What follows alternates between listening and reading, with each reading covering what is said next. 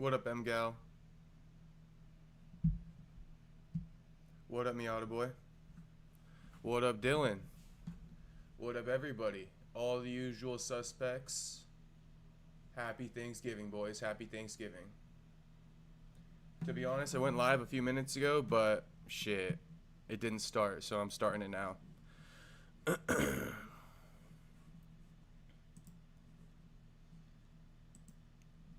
Let me just set up a couple more things here.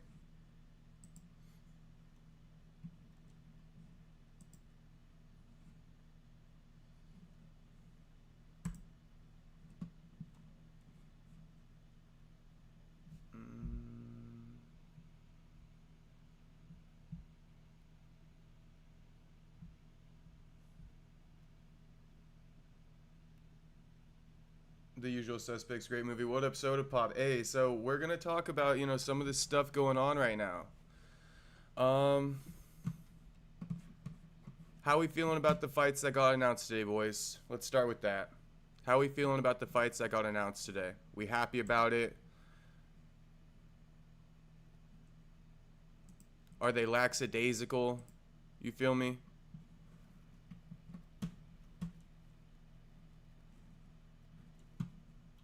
But first things first. Alright, so let's just kind of get into it right now, I guess. First thing is first, okay? Ilia Topuria confirmed today that he's out for the first quarter of 2026, dealing with the divorce that we all know he's been dealing with.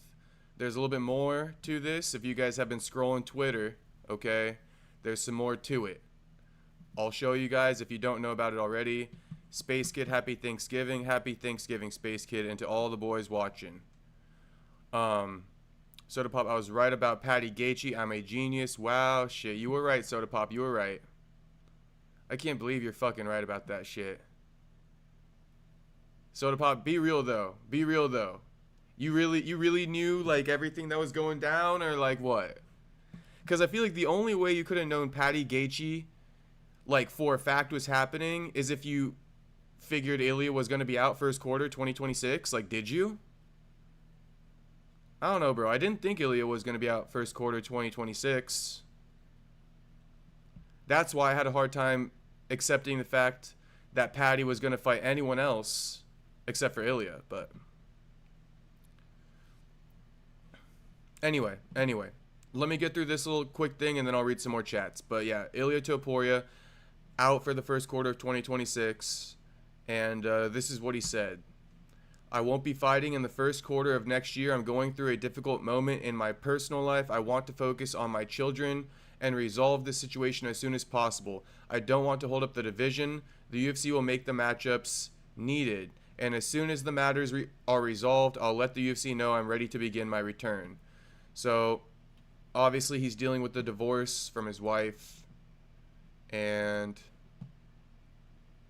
Max Holloway did show him a little bit of love. Okay, I'm just gonna break it all down for you guys. Holloway showed him a little bit of love. Obviously, we all know Holloway got like full custody of his son a few months ago. Max goes, sorry to hear, champ. If it's what I'm hearing, it is. I know the struggle firsthand, trying to fight while protecting your kids. Hope all goes well. Ilia says, thanks for the support, brother. All the best for you and your family. And just to kind of get deep into this real quick, let's get deep into this, all right? Let's get deep into this. The other day, Ilia posted something on his social media. I want to see if it's still up. I want to see if it's still up. Shout out to all the boys joining. Happy Thanksgiving once again. You guys knew I was going live today. If you didn't, come on. Come on now. You knew I was going live. Alright, let me see here. So Ilia did post his daughter recently.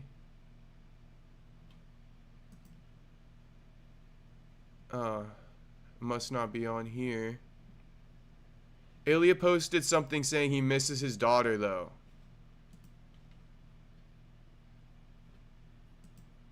Maybe I bookmarked it.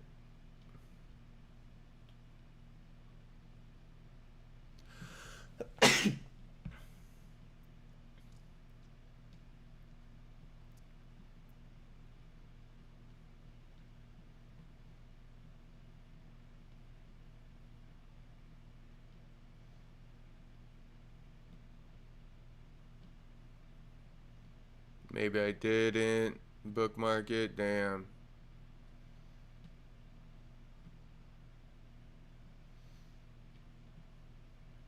What if I type in Ilia Topuria daughter?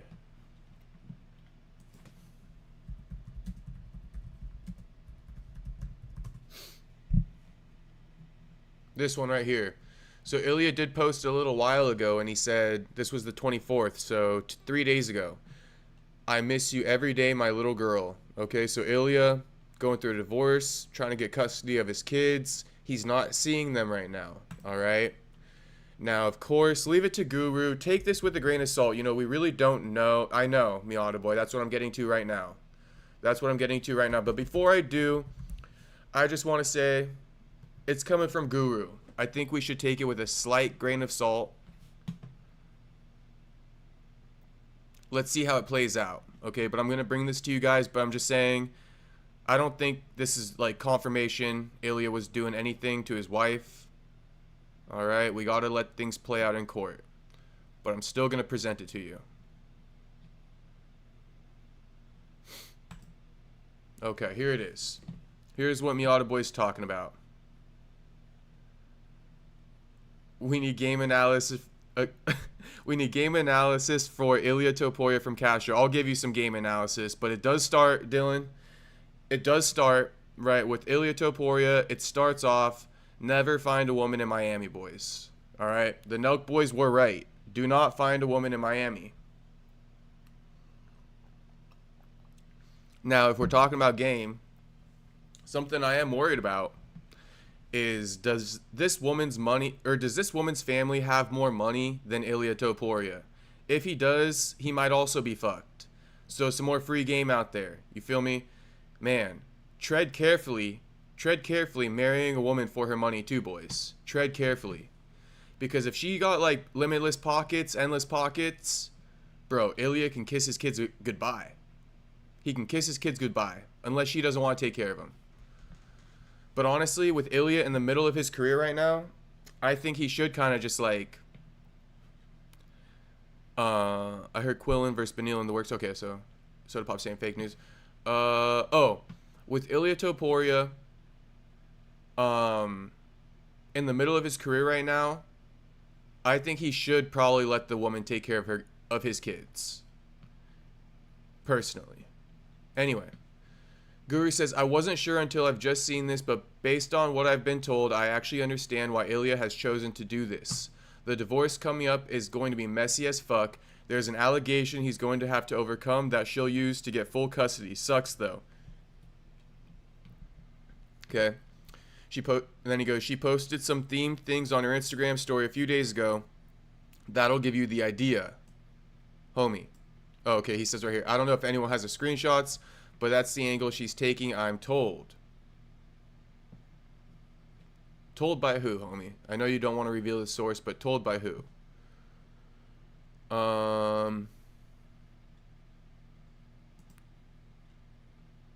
Yeah, here it is. Someone explain the allegations, please. DV. Alright. Let's see, man. Ilia doesn't strike me as the guy to do DV, but hey. There's no point in even judging him. You gotta let that shit play out. Anyway, let me wrap this up so I can start reading some chats. Okay, that's the whole thing about Ilia, though.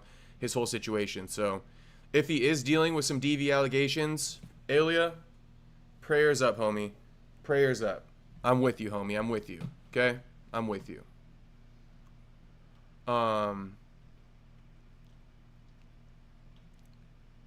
Fight announcements. Ilia Topuria out. Justin Gaethje in. This guy is the luckiest motherfucker in the world. We all know he wasn't getting the damn title shot, bro. He wasn't fucking getting it. Gaethje wasn't getting the title shot. Alright? But his stubbornness, it fucking worked out for him. And I can't believe it. I can't fucking believe it, Justin Gaethje. But I'm gonna have to accept it. I'm gonna have to accept it. I'm not even going to be that mad about it. Because at the end of the day, the UFC was doing everything they could to appease you. Offering Ilia the fight against you. Offering Paddy the fight against you. Offering Armin the fight against you. They were doing everything to appease you. It wasn't working. So I figured, you know what I mean? You are the UFC squeaky wheel, and you get the grease. That's exactly what it is with fucking Justin Gaethje. He's a squeaky wheel, and he got the grease, boys. He got the WD-40. He's in for the interim title fight. At least it's against Paddy Pimblett. If Arman was, you boys know I would have been 10 times as mad. I would have been 10 times as mad. So at least we got fucking Paddy. Jacob Castro, king of MMA media. Let's get it. Shout out MGal. Passed Arman up, skipped Arman. Yeah, they did. They did. They did. And to be honest with you, I would have been okay if it was Paddy versus Arman. I wouldn't have complained. But I understand why they did Gaethje. Because like I said, boys, Gaethje is the UFC's squeaky wheel. He's a squeaky wheel, bro. He got the fucking grease. There's not much to explain other than that. Like, he been bitching and moaning. He been turning down fights. He got it. He fucking got it, bro. He got it. Threatening to retire, all this shit. He got it, bro. He fucking got it. Alright? If anything, Arman should be mad at Justin Gaethje, and Arman should want to knock Gaethje the fuck out. No, nothing against Gaethje, right? I just told you guys I'm going to get over it. There's no point in me being mad at it. It is what it is, and I understand it. But just know, if I was Arman Tsarukyan, I would want to knock Gaethje the fuck out. 100,000%. You know what I mean? Arman got to be cursing Gaethje's name right now. Cursing it. He got to be saying the same shit I'm saying. Gaethje complains so much. He got the shot over me. That's bullshit, you know? That's how I'm seeing this right now. I would have been more down, if you guys want to know, I would have been more down for Paddy versus Arman. I would have. Genuinely speaking. It clears things up, right? If Ilia is going to be out, then yeah, Paddy versus Arman. The whole thing is all confusing anyway. They're both technically the number one contender. They both got comparable win streaks. Arman ranked number one. Paddy sells more tickets. Paddy got the beef with Ilia. Let's solve this shit, bro. Run it against each other. But again, there's nothing. It's nothing that makes sense putting Gaethje in there other than the fact that he's the UFC's squeaky fucking wheel. That's it. That's it for Gaethje, bro. That's why he got it. It's crazy. So we got more confusion coming up. After this fight ends, you guys already know what's going to happen, right? You already know what's going to happen. They're all going to move the goalpost. If Paddy beats Gaethje, everybody's going to say Paddy beat a washed fucking fighter. And they're still probably going to say the Charles Oliveira win for Arman is better than Gaethje. So just get ready, boys, for there to be nothing will be cleared up once this fight's over with. We're going to be in the same position we are now. Who deserves it? Arman or Paddy? Who should fight Ilia? That's where we're at. That's where we're fucking at. Genuinely. And that's why, for the record, I'm saying we need another true number one contender fight at welterweight. Meaning Morales versus Shavkat. Clear up all the confusion. This is just the tip of the iceberg, though. Just the tip of the iceberg. For example, this is for the interim lightweight title shot, okay? Or the interim lightweight title, period. UFC 324, January 24th, first numbered event of the Paramount era. All right, boys. Okay, then. Now let's get on to something else, which is... Let's just hit up trusty old champ rounds, okay? This guy gotta fucking love it. We all use his fucking X account. Everybody on YouTube.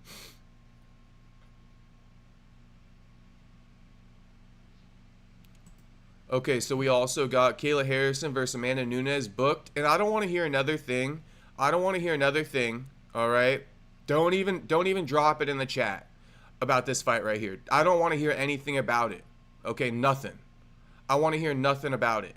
Okay, they sold you guys this bullshit like everybody's clamoring for this fight, yet they put an interim lightweight title fight ahead of it. Okay, so I don't want to hear this is the fight fans want to see, this is the fight I'm clamoring for, because nobody is. If somebody was, they would have put this a true championship bout, right, with the former 2-division champ coming out of retirement, coming in to face Kayla Harrison, the Olympic gold medalist, blah, blah, blah, blah, blah, blah, blah. Okay, if this was a fight that people wanted to see, guess what, boys? This would have been the main event. But we're getting an interim title fight between two guys not even fucking champions. Not even, you know what I'm saying? So I don't want to hear anything about Harrison versus Nunes. If you say you wanted to watch it, you don't. You don't want to watch it. I know you don't want to watch it. So I don't even know why you boys would be saying something like that. Because if you did want to watch it, this would be the main event. Okay? So enough. Women's MMA has been completely debunked. It sucks. It absolutely sucks. It's not worthy of headlining any numbered events. And let's stop acting like they're stars. Let's stop acting like people want to see them. Let's stop acting like they even have potential to headline events. If Amanda Nunes coming out of retirement, like I said again, the former 2-division champ coming out of retirement, taking on the Olympic gold medalist, all the accolades in the world could never sell this fight. All the accolades in the world. So everybody, we don't want to hear it anymore. Okay, we don't want to hear it anymore. Nobody in the chat say that they're excited for this fight. Nobody. Nobody. I don't even want to see it. Women's MMA is the current biggest example of wolf tickets. 100,000%, Dylan. 100,000%. I'm about to make 100,000% t-shirts in a minute here. Just because I love saying it so much. Anyway. O'Malley versus Yadong. I hate to be negative. Okay, I hate to be negative, and I'm going to try my best not to be. But this isn't the fight we wanted to see. It's not. And this is my prime example that MMA, even though Daddy Dana always talks shit on boxing, always talks shit on the model, blah, blah, blah, blah, blah, okay, it's proof. This fight right here, okay, and we got another one for you. So I got a second example just to back up what I'm about to say. But this fight right here is proof that the UFC is turning into boxing, for better or for worse. Okay, it is what it is. But the weird thing is that boxing still generates stars. They still produce stars.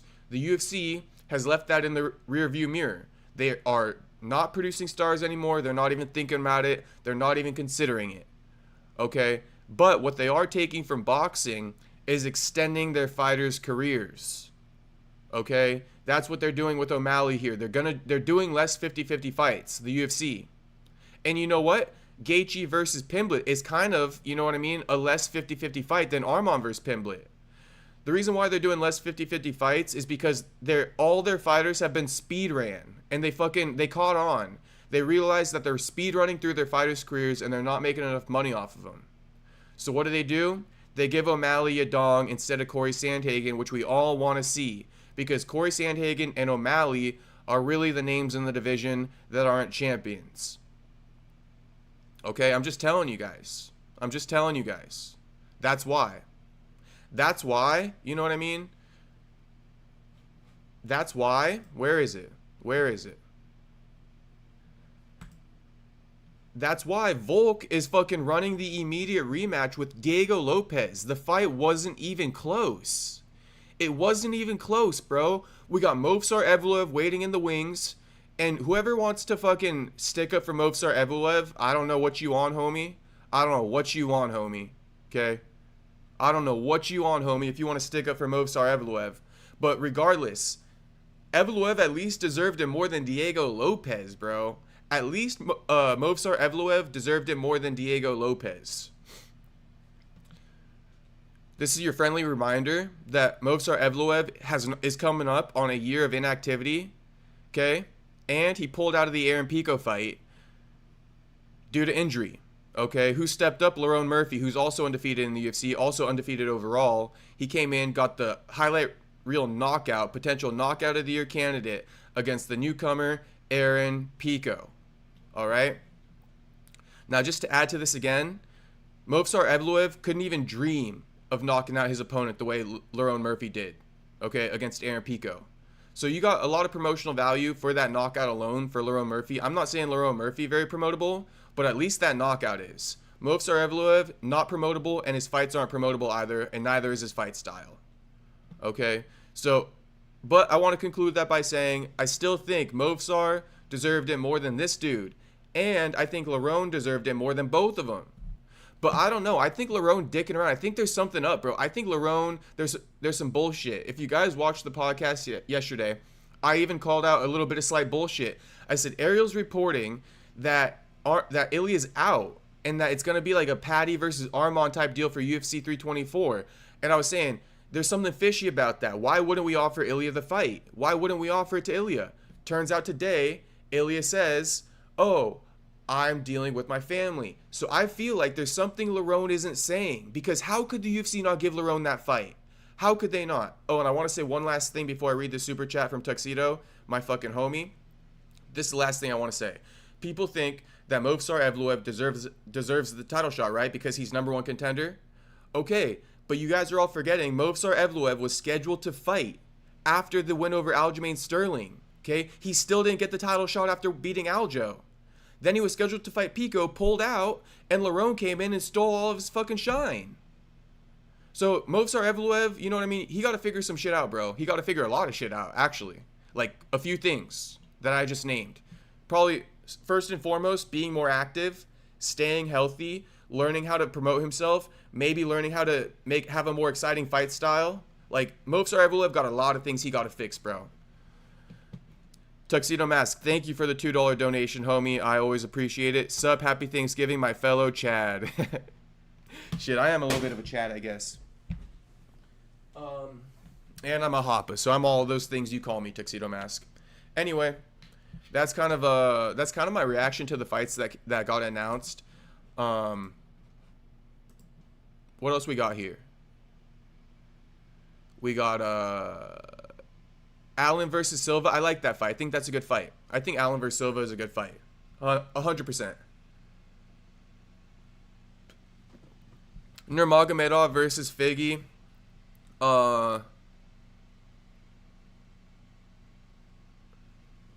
It's a decent fight. It's a decent fight. I would like to see Umar get a tougher opponent, though. That's what I would like to see. And Waldo Cortez Acosta, the train just keeps rolling with homie. He taking on Derek Lewis at UFC 324 also. It's not it's a pretty good card. It's a pretty good card. It's not the greatest, but it's pretty, it's not bad. It's not bad.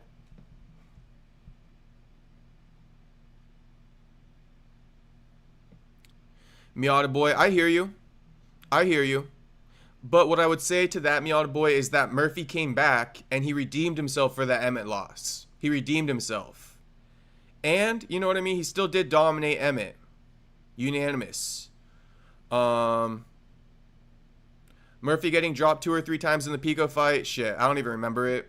I'll have to take your word for that. But at the end of the day, he got dropped 2 or 3 times. But he got the knockout of the year. Put Pico out cold in his debut. Okay, he set his ass up. Right? Scaled back on the cage. Set him up for that spinning back elbow. Took the fight on short notice. Right? There's a lot of positives for Murphy there. I think on a full camp, you know what I mean? Maybe he would have done Pico even dirtier. Maybe he wouldn't have got dropped. You know? So I'm gonna give Lerone the credit. And like I said, I feel like even with those points, even if we were to just take Miata Boy's points, which, he's not wrong. He's not wrong, but there are arguments for it.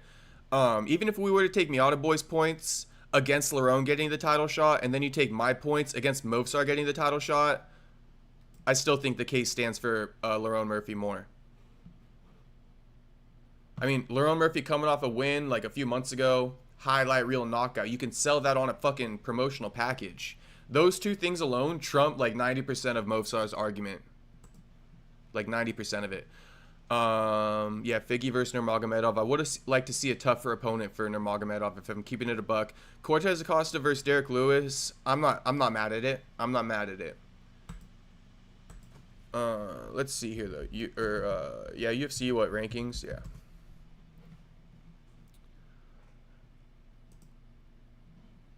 But that's why I think UFC's going more into boxing, boys.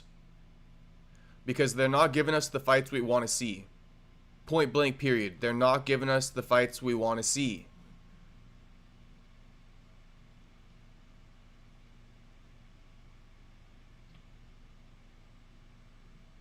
And yeah, Imavov, he's next for Hamzat. Okay. Bantamweight. We got Umar fighting number 6. And yes, Song Yadong is booked. Corey Sandhagen, he already beat. Peter Yan is booked. Sean O'Malley is booked. But do you see what I mean?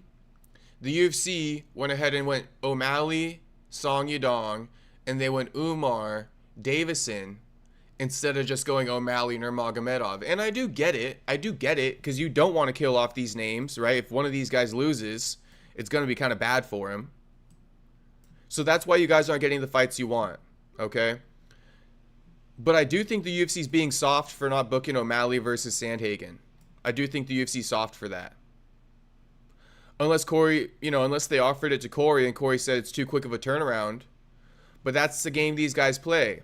O'Malley trying to get back in there quicker than Sandhagen so he don't have to fight him and he don't have to make it seem like he doesn't want to fight him. That's the game that gets played behind the scenes. But obviously, I think we all wanted O'Malley versus Sandhagen, and I think we should have got that. I'm low-key complaining about that right now. That's what I'm not happy about. I wish we got O'Malley, Sandhagen.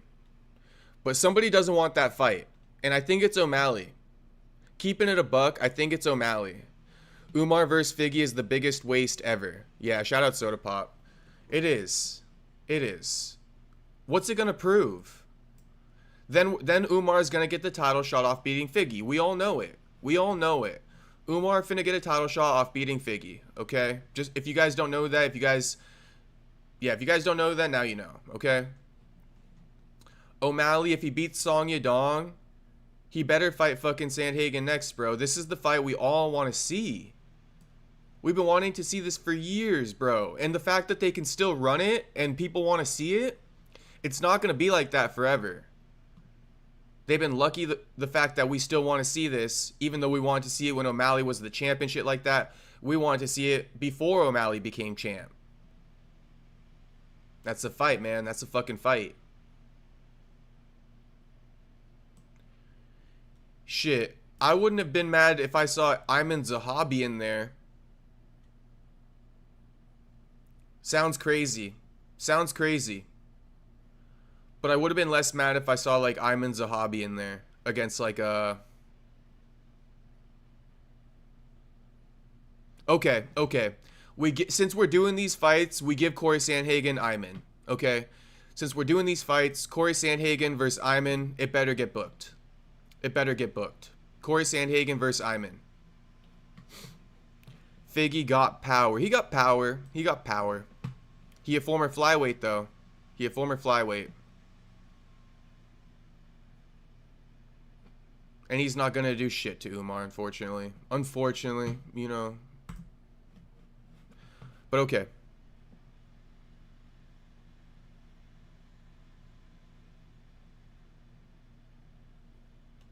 No, I got you, Miata boy. And I think too, because I was even arguing on X with the homie Bert. You guys know Bert now by this point, right? Bert, the one who I caught in Guru's live chat. Go on X if you guys want to see me and Bert debating it.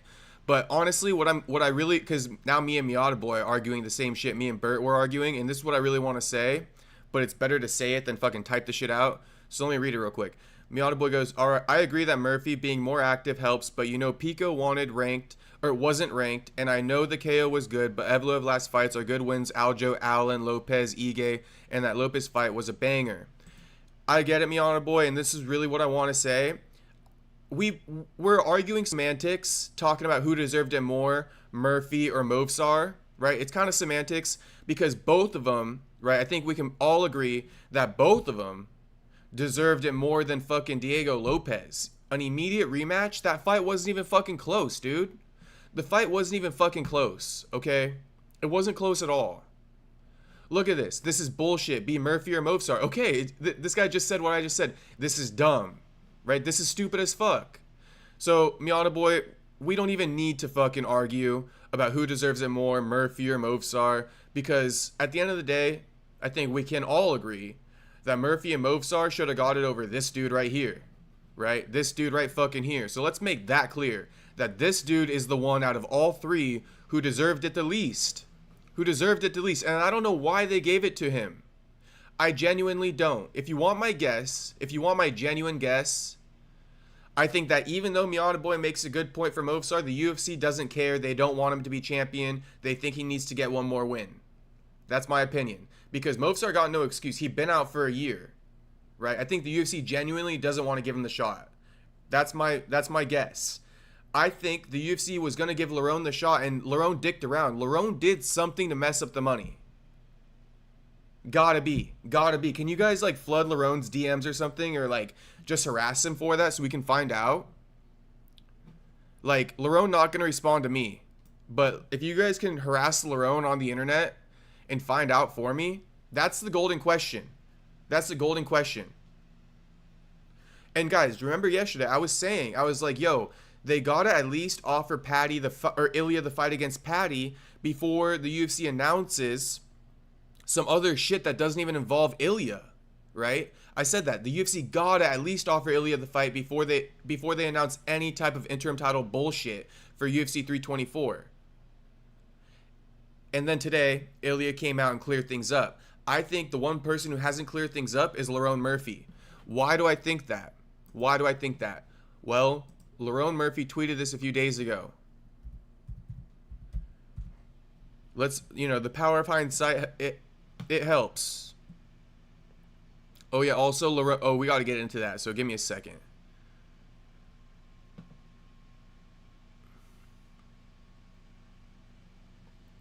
Look at Lerone.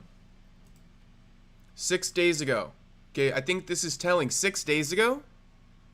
6 days before the fight gets booked, the featherweight title fight gets booked, homie saying he wants to move up to 55. Okay? 6 days before the title fight gets booked, homie announces he wants to go up to 55. Why?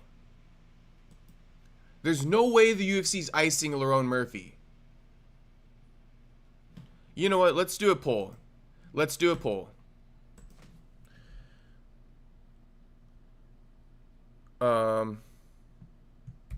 Why Lerone got snubbed? Okay, we're not right now. We're just trying to figure out for Lerone. So I get the whole Movsar argument. It's fine, but I'm trying to get to the bottom of this Lerone mess.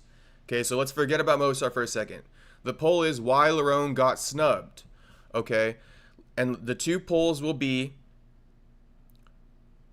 UFC never offered him title fight, or he messed up the money. Okay, so you guys let me know. Lerone Murphy, why didn't he get the title fight? Do you think the UFC even called him or no? Because it's my opinion, the UFC, like, why wouldn't they call the dude? It's crazy. It's crazy if they didn't call him. But this tweet making it seem like the UFC never called him. But then again, the timing of this tweet indicates that he knew the fight was about to get announced at 45. And he knew he wasn't in it. So the UFC didn't call him, but he got inside info that the fight was booked? Because come on, bro. Why would he say he wants to move up to 55, right? And then 6 days later, the fight gets announced that he's not in. He knew. He knew he wasn't getting it. And I knew he wasn't getting it based off this tweet. Let me read it one more time. 145 division is super stagnant. I thought I would fight in December, but no news. I think 155 is active and wide open. I want to be active while I'm in my prime. So he thought he would fight in December, but no news.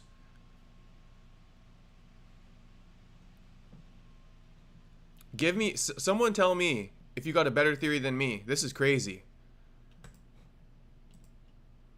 And the Movsar super ready. He'd been out for a whole year.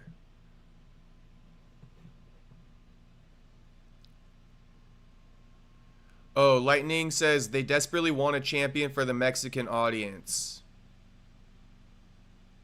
I get it. But that's retarded if so. Not that, like, I'm all good with the Mexican champion, but, bro, we're overlooking two contenders right now. Just because the UFC wants a Mexican champion, I don't know who needs to hear this, but they're not going to get a Mexican champion on January fucking 21st. I promise you that. They are not getting a new Mexican champion on January 31st. I promise you. I don't know who needs to hear that. But Mexico ain't getting a new champion come January 31st. The first fight between these two wasn't even fucking close. Wasn't even close. Diego Lopes in there against Alex Volkanovski. Shades of Gene Silva versus fucking whoever he just lost to. Shades of Gene Silva. The only thing is Diego Lopes didn't crash. Diego Lopes didn't crash out that bad. Soda Pop, you know what's funny? If I'm keeping it a buck, as I'm saying this, I'm like, fuck, watch Diego Lopes win. Watch Diego Lopes fucking win. Based off Volk's age alone, though. If Diego Lopes wins, I'm not going to give credit, man. Especially the way the first fight went, it's clearly because Volk got aged out. And in that case, I don't know, man. I still think it should have been Movsar or fucking Lerone. But it is what it is, man. I gotta accept it eventually. But this one hard to accept. I'm not gonna lie. This one hard to accept. This one I can accept. Like, I don't have a problem accepting this. Arman, I'm sorry. You know what I mean? But it is what it is. This one I have a hard time. Or I can easily accept. This one, really hard to accept. Super hard to accept. Oh yeah, Diego Lopes isn't Mexican. He is Brazilian. That's right. Tuxedo, you're right. But he like tries to claim both. Fucking this guy. He tries to claim both. He be confusing everyone, Tuxedo, because he claims both. Born in Brazil, made in Mexico. That's Diego Lopes, okay, boys? Born in Brazil, made in Mexico. He does represent Brazil, though, on the flag he chooses, Brazilian. So, Mexico definitely not getting a Mexican champion, even if fucking Diego Lopes wins. How does Lopez get a title shot over a guy who beat him? Immediate title shot at that. Immediate title shot at that. In a fight that wasn't even close. In a fight that he got dropped several times. Now they're going to put him right back in there against the same guy. It makes no sense. We need an explanation. Everybody go spam Lerone Murphy's fucking comments, bro. And ask him what the fuck happened. Please. That's the only way we're going to get an answer, boys. Go spam Lerone Murphy. Soda Pop, Zalal should have got the title fight. I agree. Oh, damn. Okay, Yusuf. Zalal is the best 45er on the planet behind Delgado. I've been saying it. Zalal number 7. Zalal number 7. Well, then, let's run Zalal and, let's do Zalal versus Lerone. Oh, no. I think we should do Lerone versus Movsar. Shout out everybody in the chat. Anna Kinski, MMA, Xena PX, Tuxedo, Soda Pop, Lightning, Miata Boy, Dylan. Shout out to everybody in the chat. Andrew, LFG, what up, Andrew?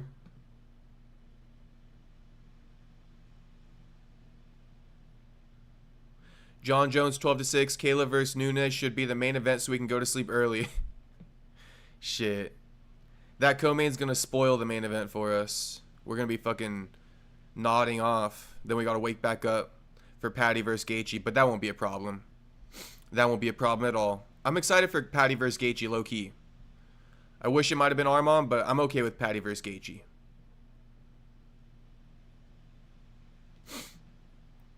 Zalal versus Yair. Okay. Zalal versus Yair. I like it. Yeah, let's go Zalal versus Yair. Good shit.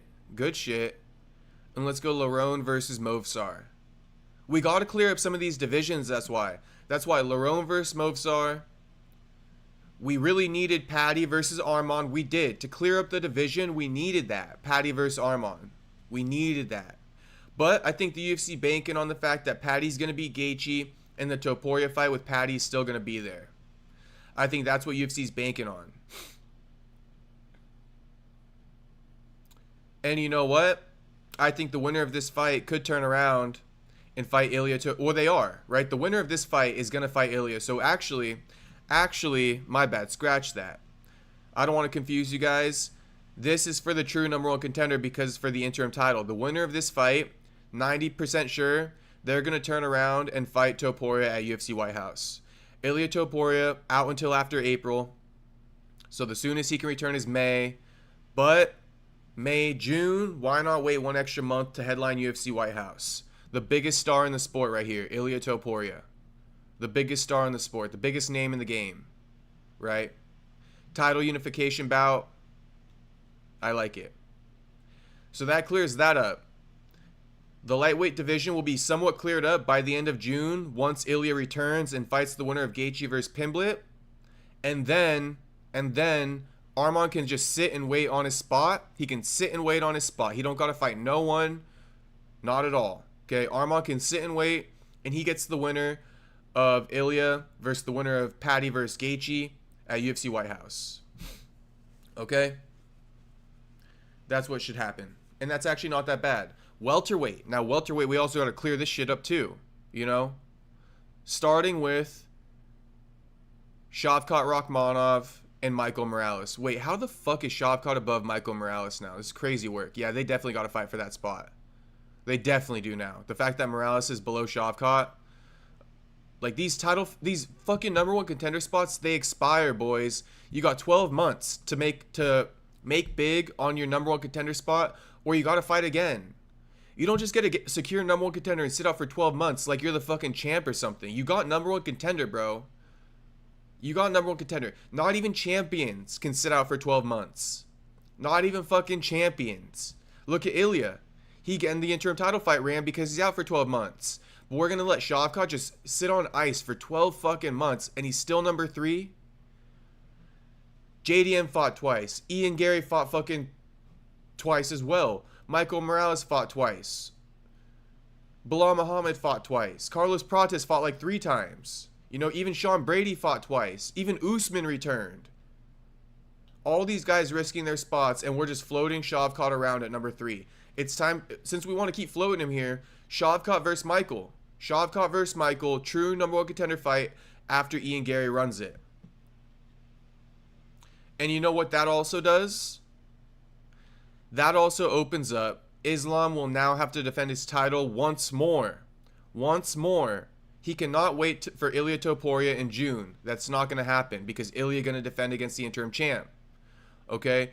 So that means when June comes around the corner and Ilia returns, he's defending his title, the first welterweight title defense. He's defending against Ian Machado Gary.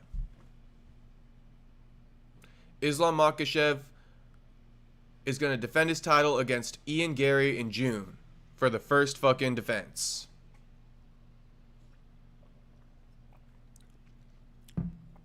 If Ilia goes ahead and he beats the winner of Gaethje Paddy, well then, if Ilia beats the winner of Gaethje Paddy and Islam beats Gary, then the two can run it. And Arman can fight for the vacant title, okay? That's clearing that up. Oh, also for the record, Kamaru Usman needs to fight Bilal Muhammad.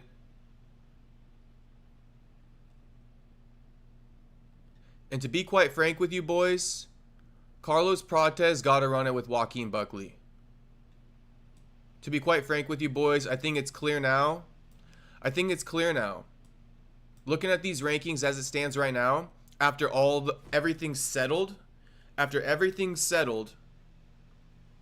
right? All the welterweights fought, they've all settled, they've all been re-ranked. It's looking like Prates versus Usman. Prates versus Buckley. I'd also be open to Leon Edwards or Bonfim for Buckley.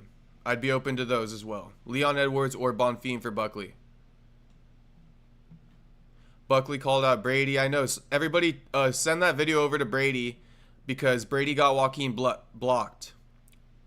Brady got Joaquin blocked. You got to send that to Brady. Like, download it and send it to him in the DMs. Because Brady got Buck blocked. So Brady didn't see that shit. And you know what? Brady got me blocked too. So I can't even send Brady shit. Because he got me blocked too. Because I'm fucking friends with Joaquin. How funny is that? Soft is what it is. Fucking soft. Buck's video about Brady moving down was so funny. Yeah, but it's true, Soda Pop. It's true too. We just saw that with Jack Hermanson. You know what I mean? Jack dropped down to 170. He got KO'd bad, bro. Bad.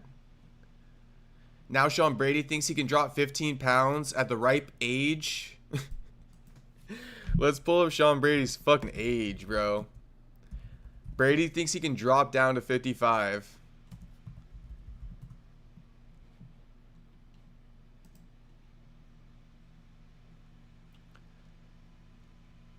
Oh, I mean, 33, not that bad. But, you know, he's not 31. 31, 32, okay, drop down. 30? Okay, drop down, but 33? I mean, it is kind of an older age to be dropping 15 pounds. And bro is muscle bound. Homie is muscle bound for sure. Like, he's way thicker than Michael Morales, even though Morales is taller than him. Let him get slept at 55 then, LOL. Shit. Shit, you know I'm not defending Sean Brady. He could do whatever he wants, Soda Pop. He could do whatever he wants. Perfectly fine with me. Hey, it's all good with me, Soda Pop. Honestly, I hate to say it about Brady. But the sooner he gone, the better. The sooner he gone, the better. He sucks, man. He sucks. And I know he's a good fighter. That's not what I mean. But overall, as a whole, Brady holding a lot of shit up, bro. He caused more problems than he gives solutions for the promotion. The promotion, like, how the fuck are we going to handle this guy? How the fuck are we going to navigate this guy? You know what I mean? If he wins and he beats this guy, then we're fucked. If he wins and he beats this guy, then we're fucked. Like, the UFC don't even want this dude to win. Same with, like, Movsar Evloev. Imagine if Movsar Evloev was the champion. Just, like, picture that in your head. Yeah. That's why he had to fight again after beating Aljo. Let's see what you guys are saying, though. Dylan says, I'd say Buck versus Bonfim / Brady. Buck's coming from a loss and his perfect test for his wrestling. I got you. Then probably Bonfim. Like I say, Dylan, Brady and Buck, that conversation is really hard to have for the reason I just mentioned. Brady got Buck blocked. You know what I mean? They got some low-key, like, I don't think Brady wants to give Joaquin an opportunity, and I think Joaquin probably is like, bro, fuck you, bro. I've been asking you for an opportunity for years. You finally lose. You finally down bad, and now you're going to give me the opportunity? Fuck you. That's what I would say. That's what I would say. That's what I would say. And I want to know this. What does Buck get if he beats a guy like Brady? He gets nothing. Nobody's going to give him anything. He will get respect from the hardcore fans, though. Everybody in this chat will respect Buck for sure if he fucking beats Brady.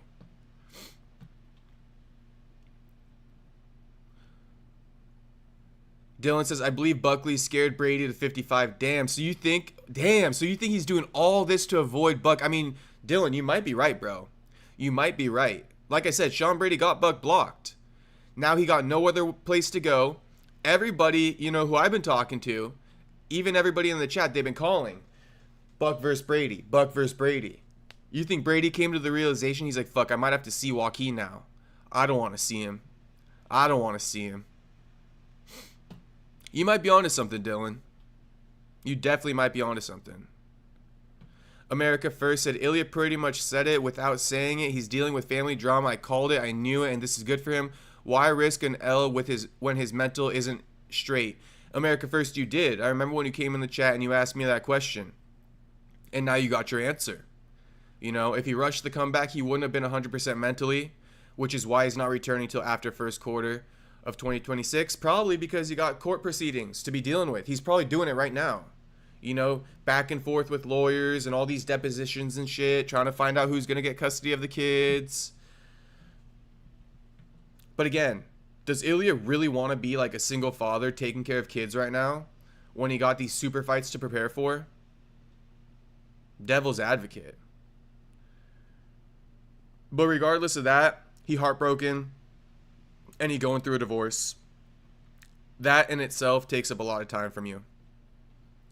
Chief Steel, how much did I miss? Not too much, Chief Steel. This is a mellow stream tonight. Happy Thanksgiving, homie.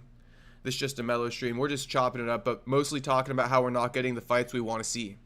You know, we wanted to see Volk defend the title against Movsar or Lerone Murphy. And, you know, Armand versus Paddy would have been the best fight to make, but that's okay. And then, what's the other fight we're not getting? Oh, O'Malley versus Sandhagen. You know what I mean? Instead, we're getting O'Malley versus Song Yadong. So, that's what we're complaining about. Quick question, though. You guys would have liked to see Umar versus O'Malley or what? How much you would have wanted to see Umar versus O'Malley out of curiosity? Because I believe Umar just kills off O'Malley, which is why they didn't do that. Did Dana do his huge announcement during that football game? Shit. It seems like it. I was eating. I was eating Thanksgiving dinner during that time, so I didn't even watch it. But it seems like he did. Who cares, though? Who cares, Baldy? Just fucking do it already. Like, this whole... Nope. I promise you, extra people didn't watch it because you did it during halftime. Like, I promise you. I mean, other than the TV viewers. I don't even know how he did it. Did Dana appear on, like, Fox and do this whole thing on national television or something? I guess if he did that, more people did see it. Umar hugs O'Malley for 15 minutes. Yeah, he does. O'Malley versus Umar and Song versus Figgy should have been the fights. Okay, Anna Kinski, okay. Okay. You know, I wouldn't be opposed to it, but I do know if they ever feed O'Malley to Umar, shit. O'Malley done, bro. O'Malley done. O'Malley done. But it's like, if you're going to save O'Malley from Umar, then run O'Malley versus Sandhagen. You can't save them all. You know? Thoughts on Allen versus Silva? I think a lot of people are counting out Allen. Shamir. I like that fight, and I'm not counting out Allen. I'm rocking with Allen. I'm a rock with Allen in that one. No counting him out at all. I'm rocking with him. Anna Kinski, Buckley chins Brady. Shout out Anna Kinski. Shout out Anna Kinski. Make sure you subscribe. If you love Buckley, subscribe. Everybody in the chat right now, if you got love for Joaquin Newmansa Buckley, subscribe. Volk vs. Lopez 2 is a snooze fest, straight up. Although, you know, Soda Pop said it, and I low-key kind of, you know, although I said what I said, I low-key agree with Soda Pop too. Diego Lopes might just beat Volk. Diego Lopes might just beat Volk. Annoying as fuck, I get it, but it might just happen. Soda Pop, I think he's talking about Brady. Boring in the cage, no personality, doesn't have the look. I know. You know, the only thing, shout out to all the white people watching right now, but the only thing Sean Brady got working for him is that he's white, and 90% of the UFC fan base is white. Shout out to all my white boys watching right now. But yeah, that's the only thing Brady got working for him, is that he's white. And I'm not kidding. I'm not even, that's no troll. I'm being 100% serious. Brady wouldn't have gotten this far if he wasn't white. Like, nobody would have caught on to him. America First. Ilia making sure he had that prenup straight. He can easily find a step-in mama. America First. My concern is that Ilia's wife has more money than him. That's my concern. I almost feel like Ilia's wife is cut from the same cloth as Arman Sarukian's family. That's what I think. Ilia Topuria's wife might be rich on the scale of Arman Sarukian. All daddy's money. Daddy owns a construction company. If Ilia's ex-wife's daddy owns a construction company, he might just be fucked.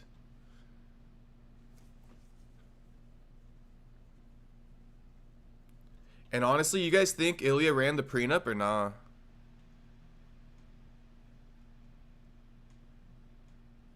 Tuxedo Mask, shout out Tuxedo Mask, white boy check, we out here, let's go. Shout out all my white boys watching. Shout out all the white boys watching. No color lines here, Jacob. Hey, it's okay. It's okay, boys. I got some white in me too. My grandma full white, so I got some white in me too. It's just the truth, though. It's just the truth. I'm gonna step in and steal Ilia's ex. She's very beautiful. Shout out to Soda Pop. She's a good-looking lady. She's a good-looking lady. My thing with, if we want some free game for the night, you know what I mean? Even if she's beautiful like Ilia Topuria's ex, tread carefully, boys. Tread carefully. Even if she's beautiful like Ilia's ex, tread carefully. Mostly because she's from fucking Miami. Ilia's ex knew she was going to get replaced anyway. True silence. MJ World racism is racism is okay when it's reversed, huh? Shit. There was no racism, homie. There was no racism. But goddamn, look at your profile picture. Straight white guy. Oh yeah, and thank you Tuxedo Mask for a $2 dono. I don't know if I said it or not. I don't know if I said it. Tuxedo, another $2 dono. Thank you, homie. He says Perry, a honorary white boy. I am an honorary white boy. I fucking check a lot of boxes. But hey, everybody on my ass about the post I made saying like go call ICE on this dude, and I don't know who needs to hear this, but I'm not fucking Mexican, boys.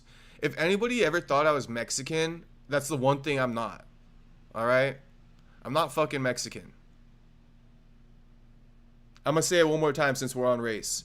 Hawaiian, Chinese, Portuguese, Guamanian, German. Okay, I'm 5 things. All right, boys, and none of which are Mexican.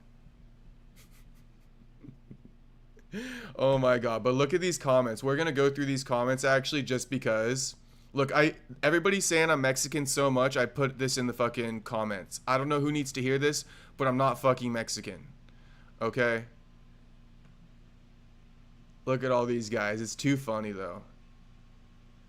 Hold on.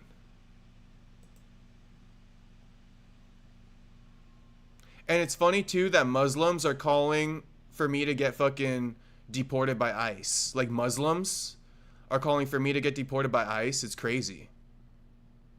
Like, bro. Non-citizens calling on ICE to deport a fucking US citizen. I couldn't be more American. You guys can't tell by the way I talk. Hang on, I'm trying to find... Oh, look at these people. They can't stand it. They can't stand it that I fucking get a lot of engagement. They can't stand it. Look at this guy. Imagine paying for a boost on your post just to have MMA fans tag ICE on you and your family. You're not for the sport or culture, Jacob. Leave this space or we will ICE your family. Bro, I'm not fucking Mexican, number 1. Number 2, I didn't pay for a boost, okay? You guys are crazy. You guys can't accept the fact that I got good fucking takes. And you guys are seeing me blow up and you don't like it. It's okay. I feel you, homie. I wouldn't like it either. All right? Look, someone else said, at Donald Trump, get him out of here. Somebody tags ICE. Abdul. So funny. Abdul tags ICE. Goes, is Jacob legal? Just checking. Yes, bro. Shut up, Mexican. Look at this one. Shut up, Mexican. Shut up, Mexican. Wow, J-Mac MMA. I wonder what race you are, homie. Keep grinding with your 5K followers, though, homie. Keep grinding. Yeah, I'm not fucking Mexican, number 1. And number two, this post that I made, it's so funny. I'm starting to get it now. I'm starting to get why Guru hates so much the Muslim fighters, because this post, I didn't call them Muslim or draw attention to their religion once.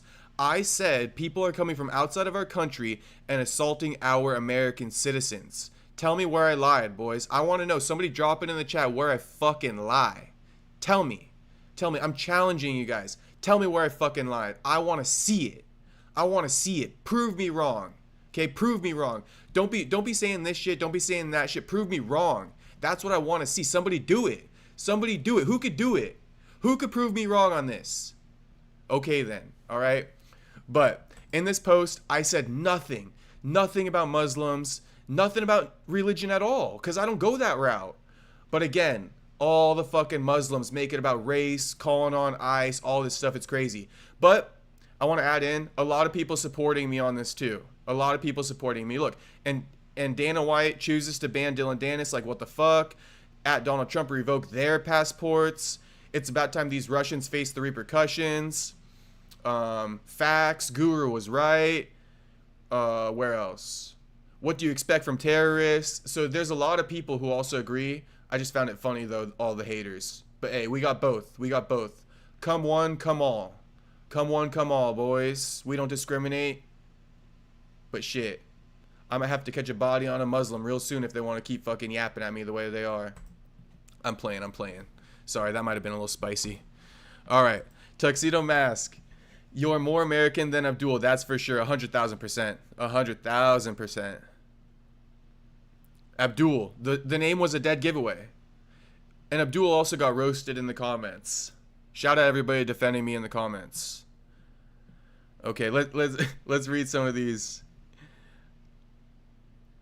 Okay, so you guys are hilarious. Okay, so wait. Nothing's wrong with being Mexican, Eric, but I'm not. I'm not Mexican. You know what I mean? Like, if somebody was calling me Russian, I would be like, I'm not fucking Russian. Nothing wrong. Shout out to all the Mexicans worldwide. Shout out to all the Mexicans worldwide. Miata boy, that's what a Mexican would say. Wait, you're not Mexican? Nope. Me as a Mexican, Castro acts like a Mexican. Shout out to Dylan. Hey, you guys can adopt me.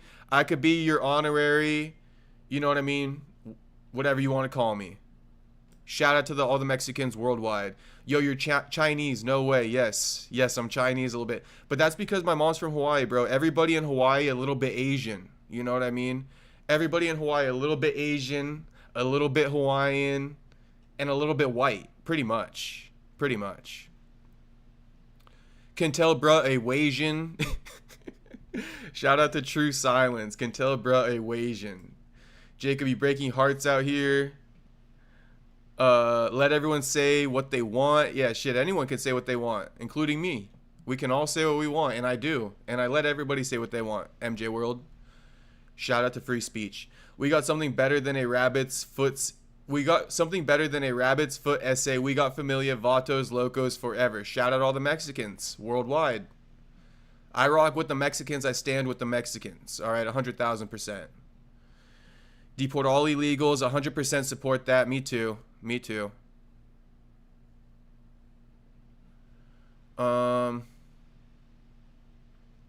They see the Castro name and think he's Mexican. That's what it is, Dylan. When they see my last name, they can't figure out what the fuck I am. And I get that.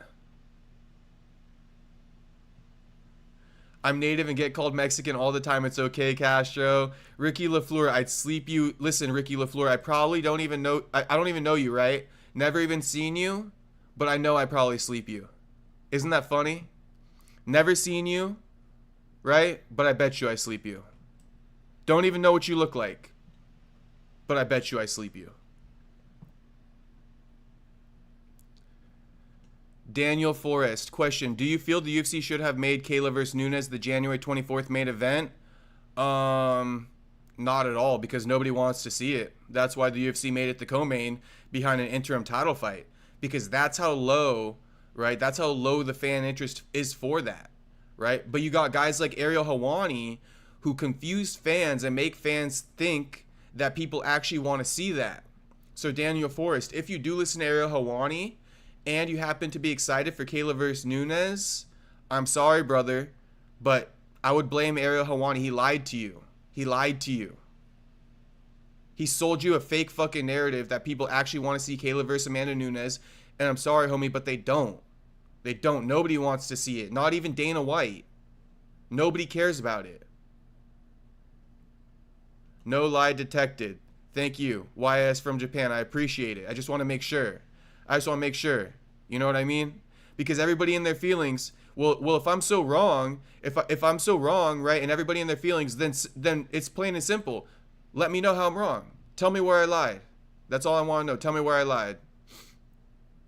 Brandon swinging races in the Big 25. Shout out the Big 25. Shout out Brandon Moreno. You look half Asian like Brandon Lee. Shout out Daniel Forrest. America first. I have an Irish name and look Mexican. I just laugh it off. No big deal to me. Words don't hurt the thin-skinned individuals. No, it's fine. It's fine. It's all good with me too. But, you know what I mean? That would have been the public narrative if I didn't shut it down. If I didn't shut it down, it was so prominent in the comments. I was like, nah.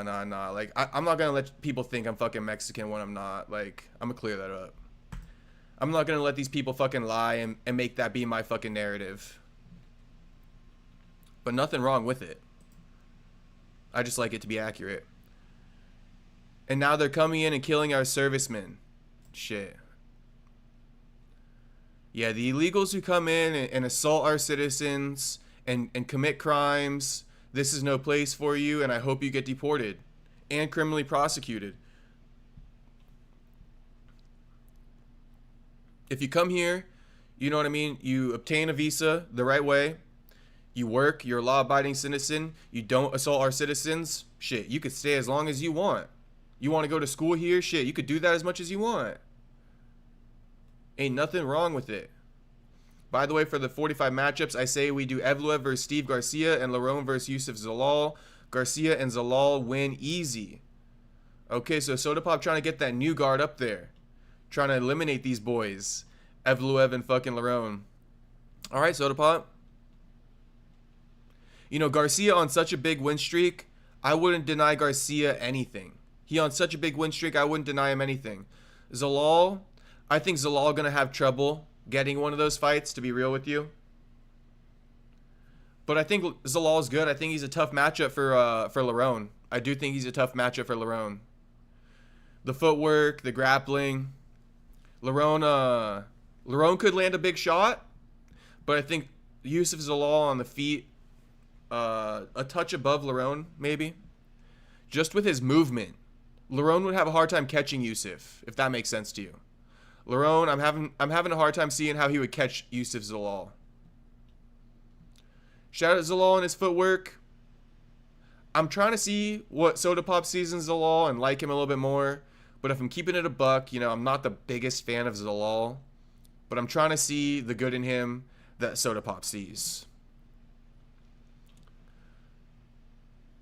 You look related to Lyoto Machida.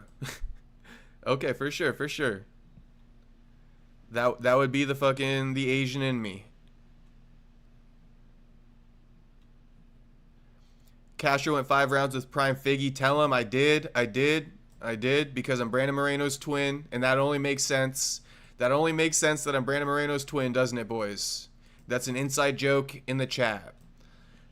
If you ever see them calling me Brandon, they're referring to Brandon Moreno because they say I look like him, and I do. I recognize it. Well, actually, I agree with the thing somebody else told me before. Somebody else told me if Brandon Moreno and Paulo Costa had a baby, that would be me. And I do agree with that. I do agree with that. Too many keyboard warriors out here typing from their parents' basement. Yes, yes. And you know what I mean? At least I fucking put my face on this shit. Look, at least I put my face in this shit. At least I make a fucking video of entertainment. I don't give a fuck. I'm putting myself out there. I'm not in some fucking comment section hating on something. At least I'm fucking putting my face, my name out there. You know what I mean? They know who I am. They know exactly who I am.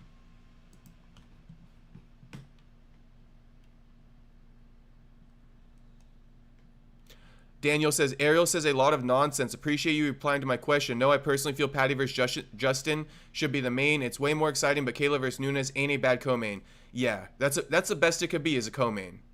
Shout out Daniel Forrest. You know, Ariel does a good job of reporting facts. This is the thing about Ariel that I'll kind of inform you guys about. Ariel does a good job of reporting facts, right? Like this post right here. Look, I may not like everything Ariel does, but I respect a certain category of his work, and it's this right here. Okay? Ariel reports, he's good at reporting on facts. How would you feel if the top of the first Paramount Plus UFC PLE was as follows? Gaethje, Pimblett, Harrison, Nunes, Suga, Song. He literally tweeted this a few hours before it was announced, which is why I wrote Gaethje versus Pimblett in the works for UFC 324, because I know Ariel by now. I know he wouldn't just put this out there if this wasn't what was about to get announced. You feel me? So Ariel does a good job of reporting facts, but here's where I disagree with Ariel. Almost every opinion about the sport that he has is fucking ass and terrible. And also biased towards whoever's being on his show. And I get it. I get it. Everybody comes on his show. He doesn't want to ruffle any feathers. But then, bro, just don't give opinions, because if you're trying to avoid ruffling people's feathers and still giving opinions, you're just misleading your audience. That's all you're doing. You know what I mean? Or be upfront and be like, I interview this person. I care about the relationship. I don't want to spoil it. Here's my thoughts. Like, just be upfront. Like, I'm upfront. I say I interview Joaquin Buckley all the time. I'm never going to say a bad word about him. That's my fucking boy. That's the truth. At least you guys know that, though. You feel me? At least you know that.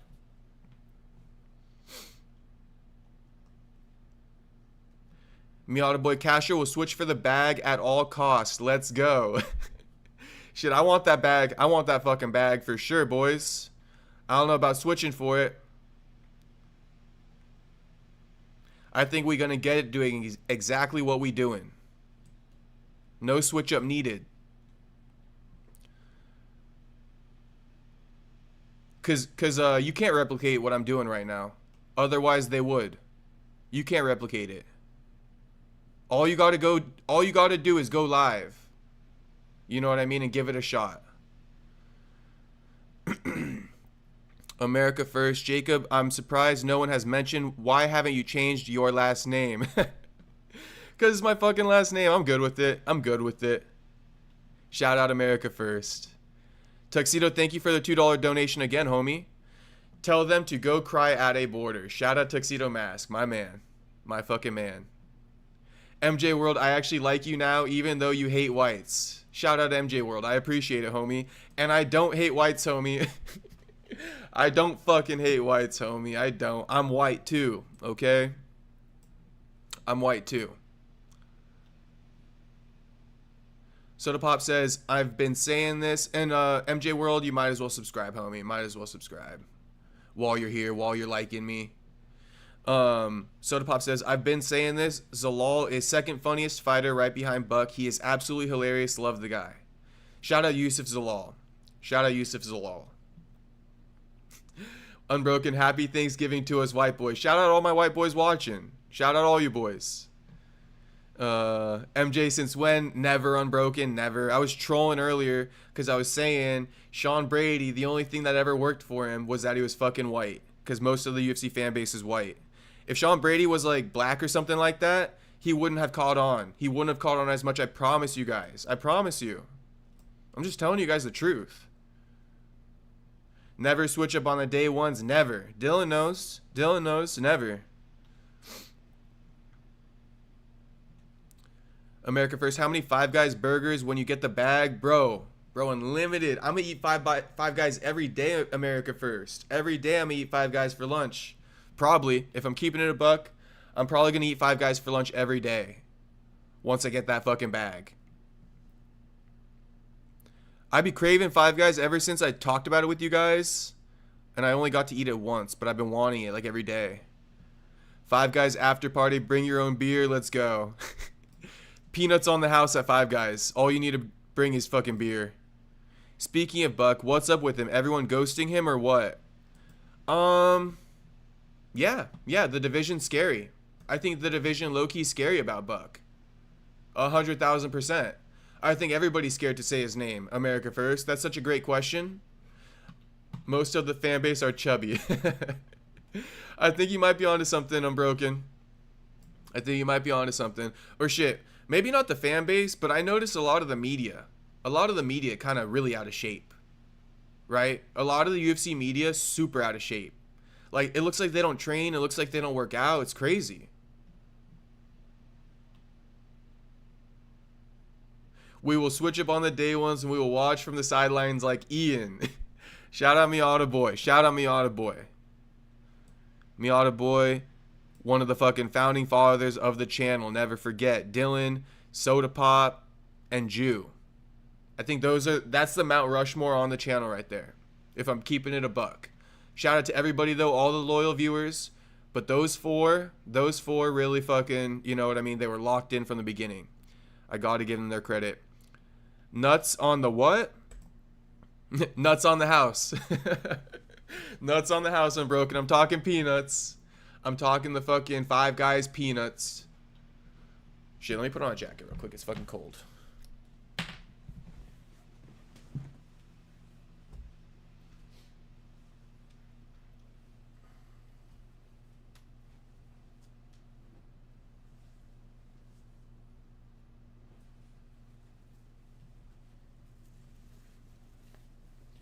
Alright, should we look at more bookmarks and shit like that, boys? We can look at more bookmarks.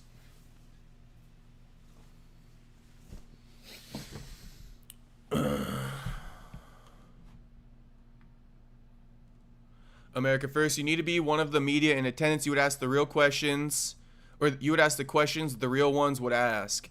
You know, America first, I feel like the way I do this shit, like, do you think they would want me there? Or do you think I'm too real?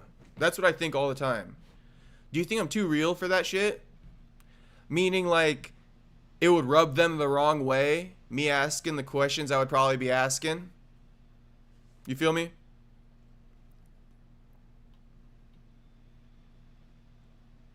Chief Steel, damn, I'm going to cry myself to sleep now, haha. Alright. I don't want to be attacking your guys' fucking physiques or anything like that. I'm going to leave it alone. Everybody good in my book, okay? Everybody good in my book. Did you see Evloev calling out Murphy? I did. So let's look at that. Okay, so yeah, Movsar Evloev apparently got knocked the fuck out in sparring. That's what I've been hearing. Movsar Evloev got knocked the fuck out in sparring, right? Armand, you like apples? I don't even get this joke. I wonder what this means. You like apples. But wait. Armand did have a reaction to it. I figure we'll look at. Oh, make it make sense. Sorry, Armand. Sorry. I made it make sense, Armand, if you want to hear it. But the sense is that Justin Gaethje is the UFC's squeaky fucking wheel. And he got the grease. He bitched and moaned and complained the loudest. And he got it. That's what happened, Armand. If you were confused, that's exactly what happened. And you know, Ilia saying he's out, I think the UFC was a no-brainer. They're like, all right, Gaethje in. Gaethje in. We like Gaethje. You know, they do. They like Gaethje. Because, you know, Armand, Gaethje never pulled out of a fucking UFC title fight main event like you did, homie. So keep that in mind. Keep that in mind. I know you're a little bit frustrated, but the UFC fucked with Gaethje and he never did them dirty like you did. That, you know, you did them real dirty, Armand, and you want to act like you didn't, but you did, bro, because you got daddy's money, and the UFC knows you got daddy's money, and that's why it didn't matter if you pulled out of that fight and didn't fight for a whole fucking year. When 90% of the roster would, because the UFC makes sure they're fucking broke so that they will do shit like that. Okay, that's just keeping it down the fucking middle, like as much as possible. All right? That's about as down the middle as you can get. Yes, the UFC does make sure that their fighters don't got shit for money so that they will accept anything they offer them, if you didn't know that already. Except for Arman Tsarukyan. And they know that, and it rubbed them the wrong way.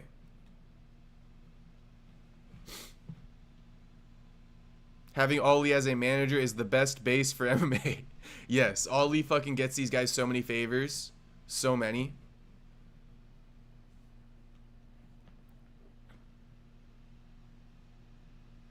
If I was media, I would finally end that one guy streak and ask the first question. Shout out John Morgan. Shout out John Morgan. Bag of Doritos as a teddy bear. Wait. Did I see something about a fighter passing away in a fight on a lower tier promotion? A video popped up on my homepage. No, I didn't see that, Unbroken, but if you want to drop a link, you can. You can. Gal, your mom and brother visiting from the island. Yes, or my brother didn't end up coming, but my mom's in the living room right now. So, shout out to you boys. We still getting it in. We still getting it in. Speaking of sparring, remember that rumor that Shavkat knocked out Ian, Gary in training? I do remember that. I also remember the rumor that fucking Leon Edwards sent Ian to the hospital with a head kick. Ian been knocked out more than once in training. Wonder if all Ali's clients have to convert. Probably. Or else Ali is not going to treat you the same.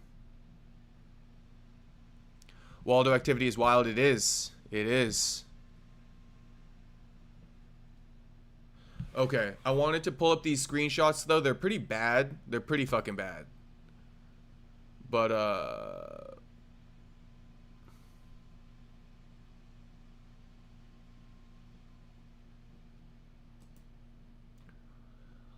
oh wait, this is a great promo. Check this promo, boys.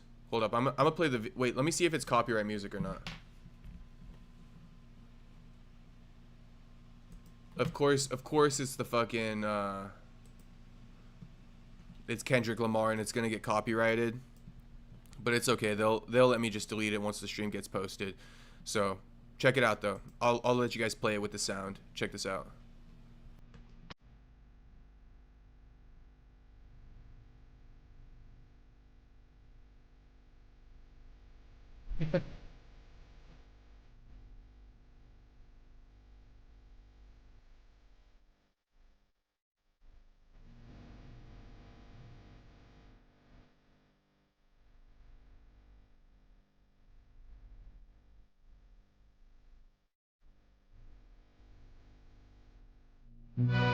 So that was a good promo. They said, "Hey, what did he say? What did James say? Let's get her on the live." We'll see. We'll see. We'll see, James. We'll see. We'll see. I know you boys would like that. I think it would be funny too. We'll see. Maybe I will. Maybe I'll ask her to hop on here. Um. Yeah, a guy in Chicago passed. Okay, I'll look into it. Let's look into it then. If anybody got a link though, drop. I'm telling you boys, you guys got to use the Discord, man. If you like, I could be in the Discord right now. You could drop the link, and I'd fucking paste that in the browser. But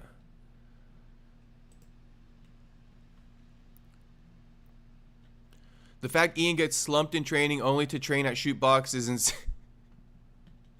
I know. I thought you were showing it.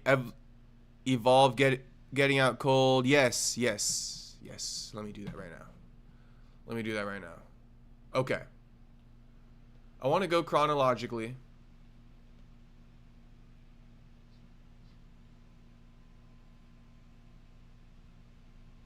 Nah, this is pretty much all of it in one screenshot. So yeah, Lerone said he ain't undefeated. He posted this screenshot of Movsar allegedly sparring. This screenshot of Movsar going face down, ass up. You guys know by now. You got two choices. You can go out on your face, or you can go out on your back. You got two choices, boys. Movsar apparently went out on his face with his ass up in the air, tooted up, and then one more for good measure. Now shit, this looks like fucking Aljamain Sterling, but I doubt it is. But it looks like it. Does this look like Movsar's hair? Not really. If I'm just keeping it honest, this barely looks like Movsar's hair. Barely. But there was more, bro. Like, I should have screenshotted more of this shit.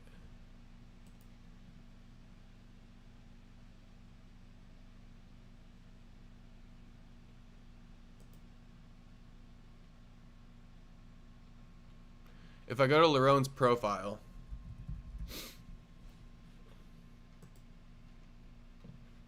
I'd rather go out on my shield. 100% America first. Unfortunately, though, it's on your face or your back. Yeah, so he goes, since the guy wants to be disrespectful, I shall share some content with you guys. Never forget. Okay? And you know the comments always give you more context, so here it is. Okay. For anyone confused, this is a screenshot from a video where Lopez attempts to suck himself off. Oh my god, never mind. That's not what I was expecting. Somebody goes, are you for real? Is there a video available?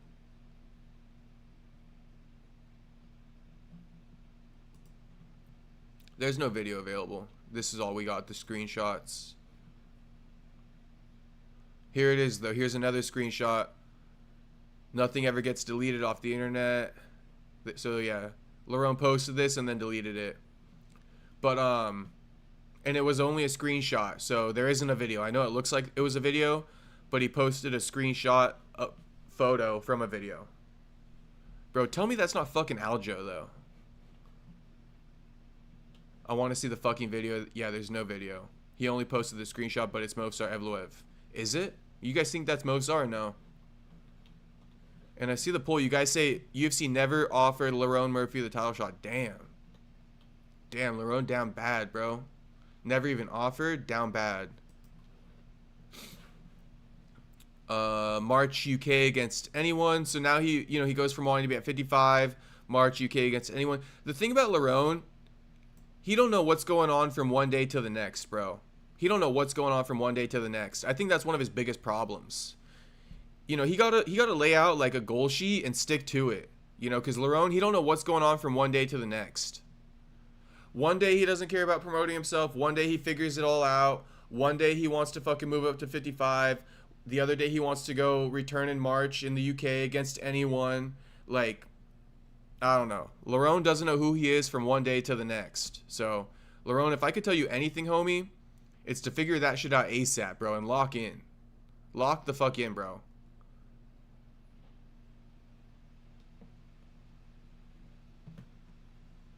Movsar fought Mini Buck. That's who he is. That's Mini Buck right there, I guess. AJD, obviously. Compliment.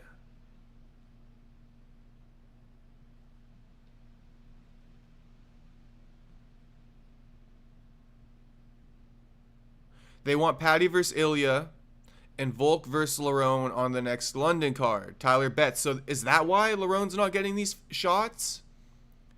They're trying to put him in London? But isn't London in March, Tyler? Isn't London in March? That's what I've been hearing. UFC going back to London in March. Probably Tom Aspinall going to headline that shit. So yes, at a card in Chicago for Matador MMA. Okay, I'll look into it right now. Miata Boy says, I'm still upset. This should be Armand versus Paddy. I get it, bro. I get it. But Miata Boy, you should be more upset at Volk versus Diego Lopez. You should be 5 times more upset with that one. I am, at least. That's why I'm saying that. Okay, Isaac Johnson, I think is the guy. Let me check. Okay, all right. Let me look then. Isaac Johnson.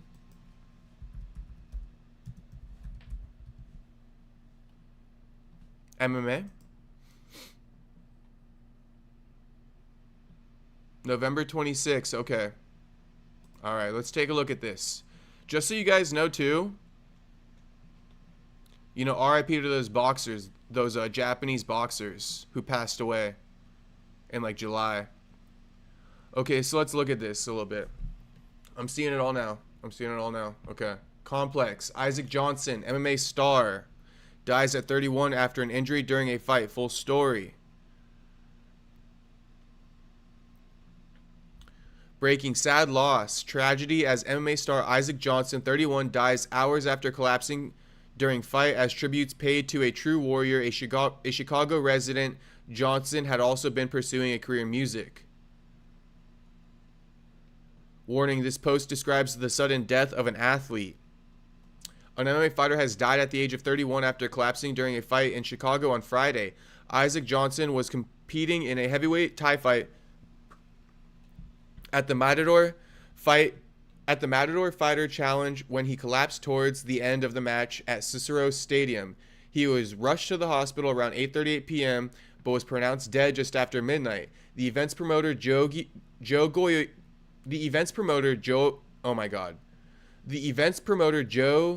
Goyita confirmed the tragedy in an emotional statement, expressing his deepest condolences to Johnson's family and teammates.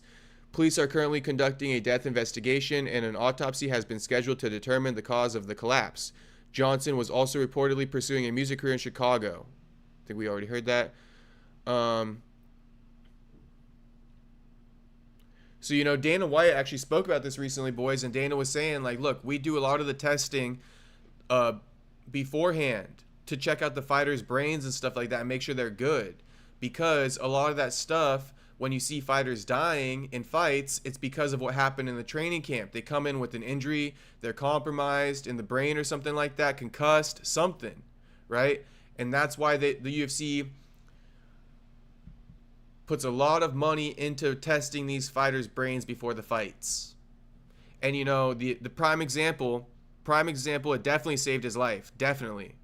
Josiah Harrell, you know, he got signed to a short notice bout. They did the medicals. They found out he had moya moya in his brain, and he went and got a surgery immediately. Life-saving. So, shout out to Josiah Harrell. Shout out to the UFC for looking out for the fighters, at the very least, with their brain health. At the very least.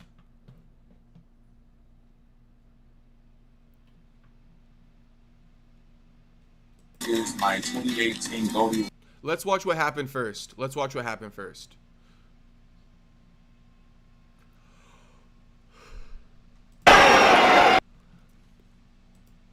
This says, the tragic death of Isaac T. Johnson in a Chicago area MMA fight is raising serious questions about the official's conduct. Footage here shows the referee allowing the contest to continue for 13 seconds, far exceeding the mandatory 8 count even as fans begged for the stoppage. Okay, let's see it.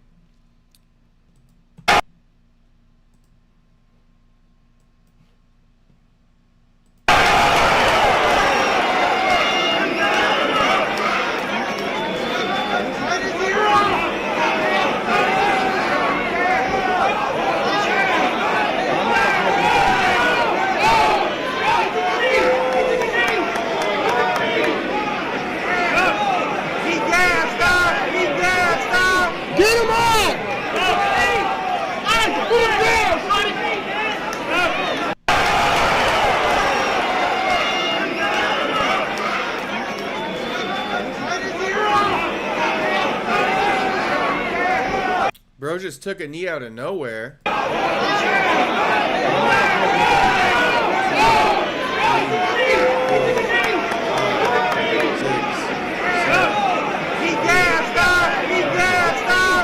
him up!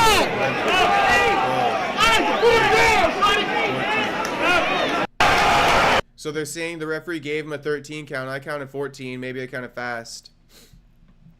And then he allowed them to continue.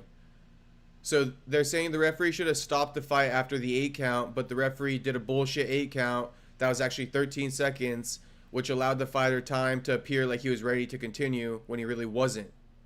And I guess he passed away. He passed away after this. Let's read this article. Let me drink some water though.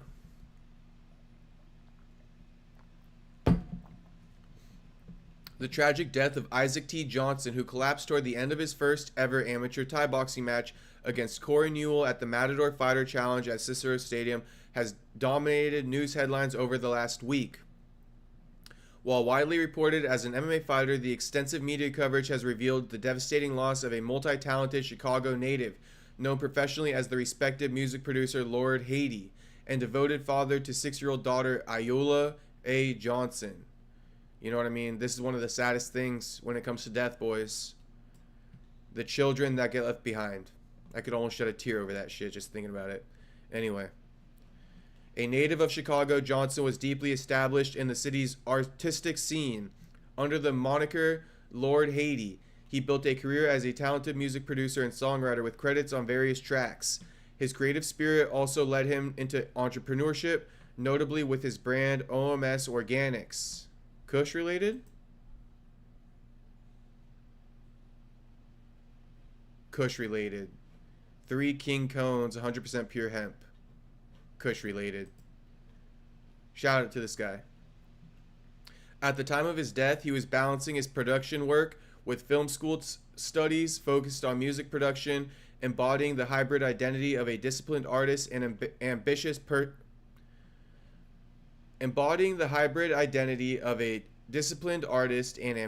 professional. Johnson's single competitive fight was the culmination of years of martial arts discipline, including wrestling since high school, 7 years of Muay Thai, 5 years of Jiu-Jitsu, where he is a blue belt, and 2 months of intensive boxing training. His fighter profile described his style as a hybrid striker, where fundamentals meet finesse, whose greatest strength was his mind. His motivation was profoundly selfless, to retire from the sport after becoming a world champion to fulfill his true passion, which was mentoring and coaching at-risk youth in their inner cities. The fight itself, however, has been scrutinized for official conduct, particularly regarding the mandatory 8-count rule for Muay Thai contests in the state of Illinois. Examination of the fight footage reveals a deeply disturbing lapse in judgment during the second round after Johnson's opponent was seen kneeling. The referee began to count. While the exact count number was obscured when the camera panned away from the action, a meticulous review of the provided video confirms that the action continued for approximately 13 seconds, far exceeding the time required for the 8 count, which should have led to a stoppage. Furthermore, fans in the crowd were seen pleading with the referee by chanting to stop the contest, but the bout was allowed to proceed. The profound impact of Johnson's career was shared by his cornerman and friend, Chris Nicholson, who immediately highlighted Johnson's defining characteristic. The first thing anyone remembers about Isaac is his smile. It was impossible to ignore, contagious, warm, and instantly disarming. Nicholas fondly recalled Johnson's devotion as a father. In the early days, he'd bring his daughter to the gym, and she would sit quietly on the couch, taking everything in. Nicholson emphasized that Johnson's decision to fight was not rushed, but deeply intentional. He put in the time, the hours, the work. He studied different disciplines, refined his craft, and waited until he truly earned the right to step into that ring. All right, let me finish it. There's not much left. Johnson also served as a mentor in fatherhood to Nicholson. He taught me a lot about being a present dad. He showed me that you should involve your kids in the things you love, encourage them into new experiences, and be right there beside them while they explore the world. God damn, bro. Fucking heartbreaking. The tragedy occurred toward the end of the third round when Johnson fell. Promoter Joe Goita publicly confirmed that Johnson had passed all mandatory physicals, a fact that adds a baffling layer to the tragedy, now under review by the Cook County Medical Examiner's Office and the Illinois Department of Financial and Professional Regulations. Good. Good. Because, of course, the promotion's going to say that, but let's make sure. Good. Good. You can't just send guys in to fight, bro. I know they're claiming he passed all medicals, but it doesn't matter. That needs to be verified, because if we find out they were just sending guys in to fight, ill-advised, and that's why I spent the first 2 minutes of this telling you guys that the UFC protects the fighters, at least in this aspect. Johnson's girlfriend, Charlize Antoinette, provided a harrowing eyewitness account. She stated that he appeared winded in the second round, and her alarm grew when he fell in a gradual fall, first to his knees, then laying flat. She stressed that he was in perfect health leading up to the match. I was with him for 48 hours before the fight, and he was really healthy and energetic as usual. Antoinette described the ensuing chaotic scene where she was initially told to get away, only to be left running alongside a stretcher, frantically demanding answers. I'm asking, what's wrong, and they were not giving me any answers. Her interaction with Johnson in the hallway was heartbreakingly intimate, yet revealed critical gaps in the immediate response. His condition worsened rapidly, leading her to question the response. I'm now wondering what took so long to get him oxygen, she shared. Witnessing his decline, she concluded his eyes were blank in a way I've never seen his eyes before. At that point, I knew the love of my life was gone. Oh my God. She also questioned the overall urgency of the medical transport, recalling how the superior EMTs take a long time to put Isaac in the elevator and get him outside to an ambulance. I don't know what was taking so long. I thought they would rush him out since he wasn't responsive. Johnson was transported to Loyola University Medical Center, but was tragically pronounced dead shortly after midnight on Saturday, November 22nd. As the community mourns, the tributes pour in for the vibe creator and true warrior. The public is demanding answers regarding the official conduct during the fight and the speed of the medical response. Isaac T. Johnson leaves behind a legacy defined by creative talent, dedication, and a profound commitment to his family and his community's future. Johnson leaves behind his mother, Carol Johnson, his father, Harold Johnson, a sister, Brianna Gatelin, and two brothers, Otis Gatelin and Harold Johnson. He also has one daughter, Iola Johnson. At press time, a GoFundMe page was created to cover general expenses for Johnson's daughter. So if you boys want to donate, okay? If you boys want to donate, shit. If you got extra cash, hit that GoFundMe. But rest in peace. Rest in peace to Isaac T. Johnson. Rest in peace.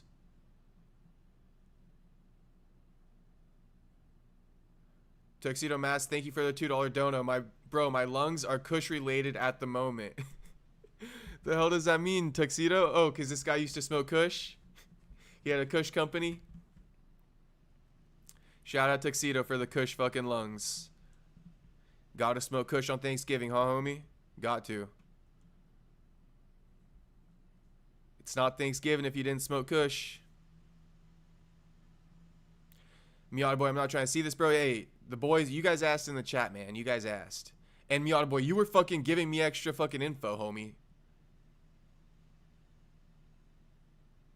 Holy reading comprehension, you definitely went to school in Cali, bro. I'm tired as fuck, boys. I'm tired as fuck. You know I'm better at reading than that, but shit.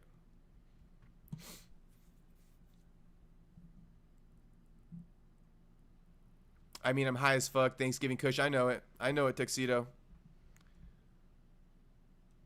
I'm gonna run some Kush once I get off stream. EMT was on break. Donate so I can make a Five Guys run. Shout out, shout out. America First. I forgot what fighter said I get paid to hurt people. They're weird, definitely. Oh, they're wired differently. They are. What was the EMT doing? Smoking a bong? Probably, bro. They should have those guys just waiting outside. I don't know why it would have taken so long.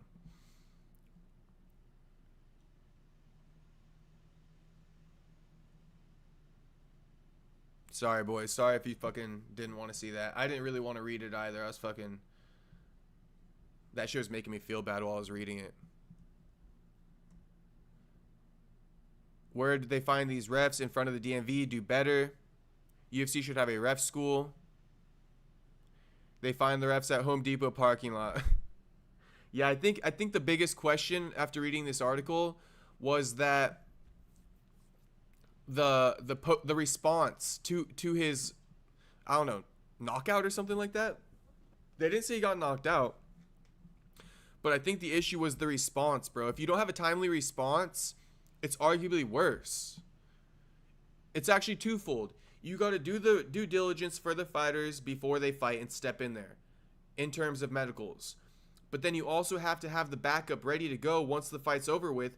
EMTs waiting outside, shuttles to the fucking hospital ready to go, beds open and available for these fighters. You know what I mean? Even when the fighter gets to the hospital, there should be a bed for him. But that's UFC. Some of these smaller shows, it's tougher to get that. I will admit that. For a smaller amateur show, I think it's tougher to get the responses as quick from ambulances and EMTs. If I'm going out on a limb.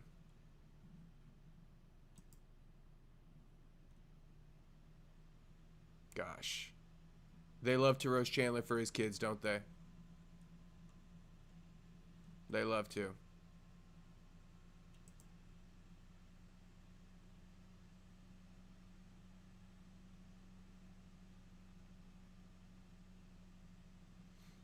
Should we watch this?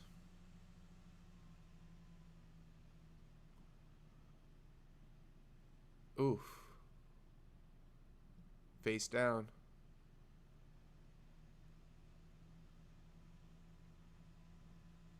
Okay, so nothing new. No new news.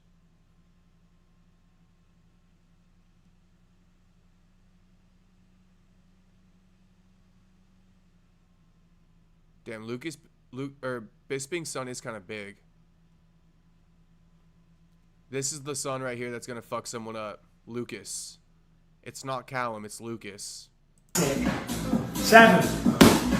Make that jab count though. Stick the jab. 8. That's better. 9. Last one. 10. 1. I love Bisping. I love Bisping. Shout out to Lucas, his son. Bisping a GOAT now, in my opinion. He's a legend of the sport. This is going to be the son, not Callum. Lucas. Okay, Lucas is going to be the one. Lucas.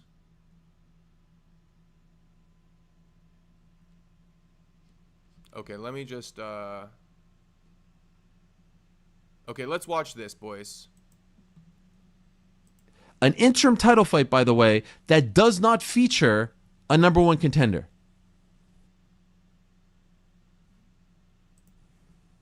Because the number one contender at 155 pounds is a guy named Arman Tsarukyan. And he's not involved in this fight. And of course, the champion, Ilia Topuria, is not involved in this fight. This is a... Why the fuck does he keep pausing?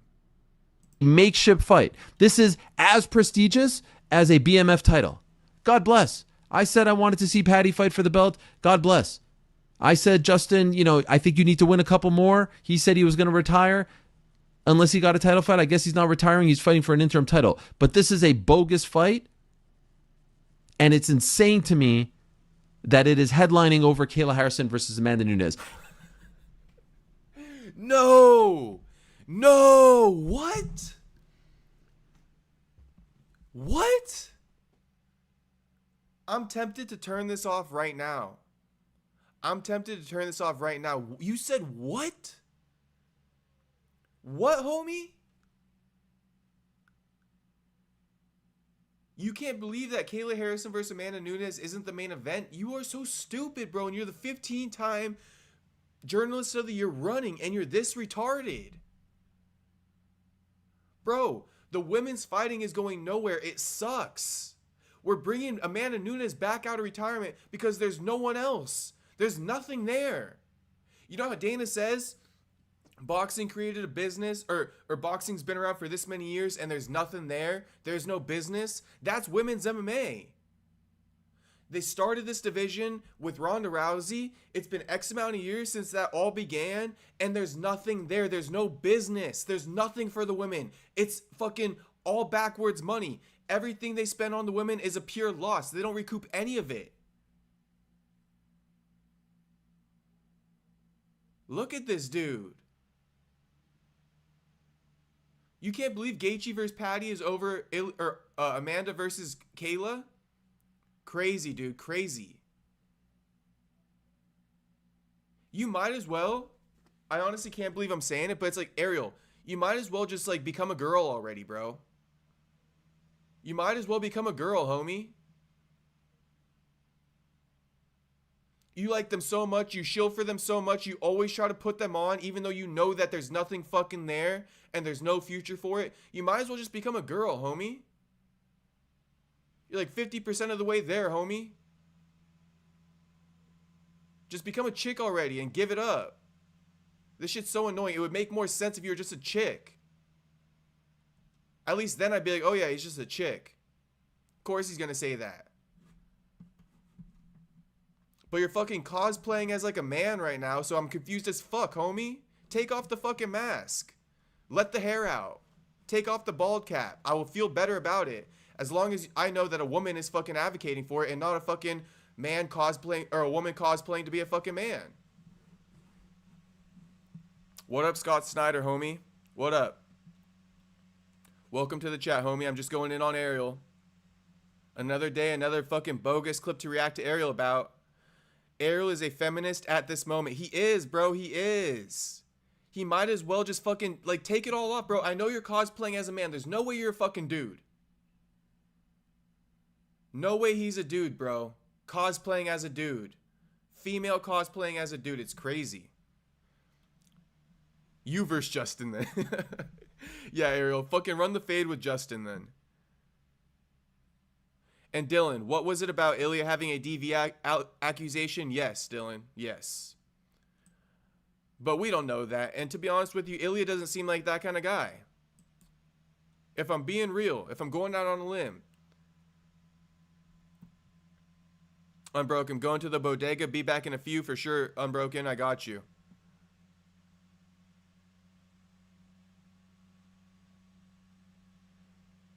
Tuxedo says Guru would benefit greatly from smoking some Kush. He would, Tuxedo. He would. You know, if you smoke Kush, you know the benefits of it. You know what I mean? As long as you use it as a tool, it could be a fucking very beneficial. Very beneficial. I've been using Kush more as a tool lately than just smoking it all day, every day like I used to do, if I'm being real. That's why yesterday when you boys were saying no or Jacob's caffeinated, and I was like, no caffeine, and you're like, damn, no caffeine is crazy the way you can riff like this. It's because, bro, my mind is clear. No Kush during the days. When I gotta work, no Kush anymore. I've been strict about that. But when the streams are over, I be getting high. I be getting high, boys. I don't want to say it too loud. My mom's in the living room.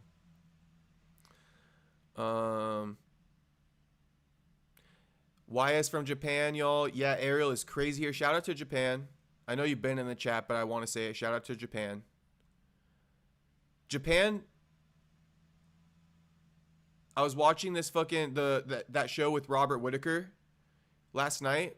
YS from Japan. There's like this this fitness show with Robert Whittaker on Netflix, and Japan and Korea were going up against each other. Japan superior. Japan superior. Tyler Betts says, didn't MMA Guru get in trouble one time from something he said about Lucas? LOL, probably. I wouldn't be surprised at all. I wouldn't be surprised at all, bro. The fuck did he say about Lucas? I feel like I know what he said about Lucas.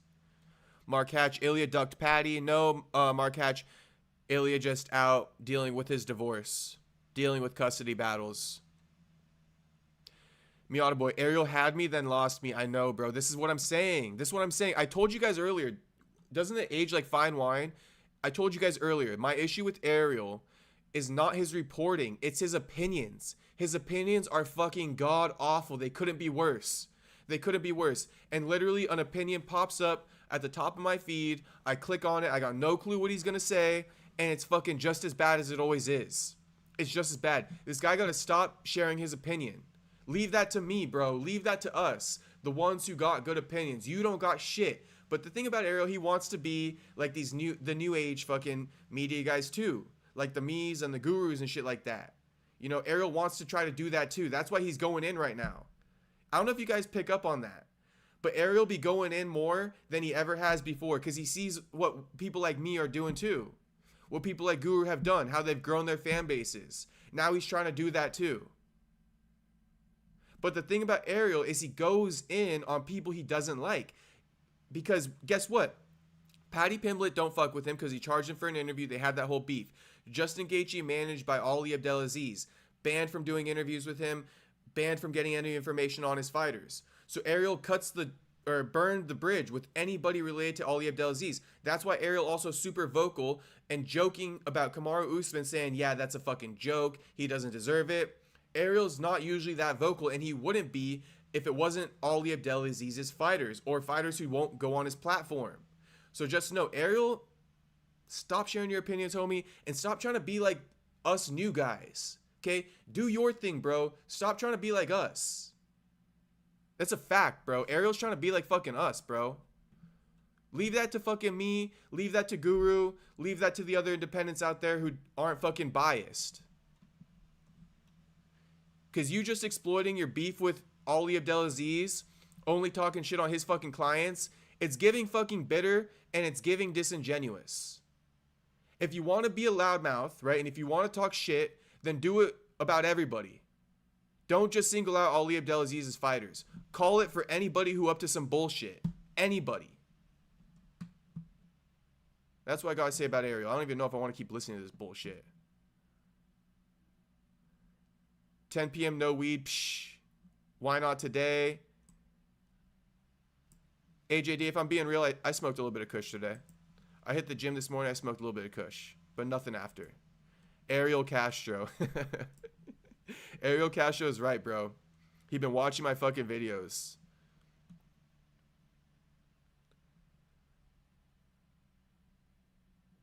I want to read more of these comments, though. Ariel is a glazer. 100%, dude. And a fucking feminist. And a feminist. Dylan says, you're right. Ilia doesn't look like he collects Labubus. 100%, Dylan. 100%. Ilia, a good guy, man. Ilia don't got no Labubus. And he ain't beating on his chick. Free Ilia, man. Free fucking Ilia Topuria. If you guys want to drop that in the chat, free fucking Ilia, man. Free fucking Ilia. Miata Boy, I agree that Paddy versus Justin is disappointing. He's 1-1. I'm so pissed the same for Volk versus Lopes. I get it, Miata Boy. I'm with you. I'm with you.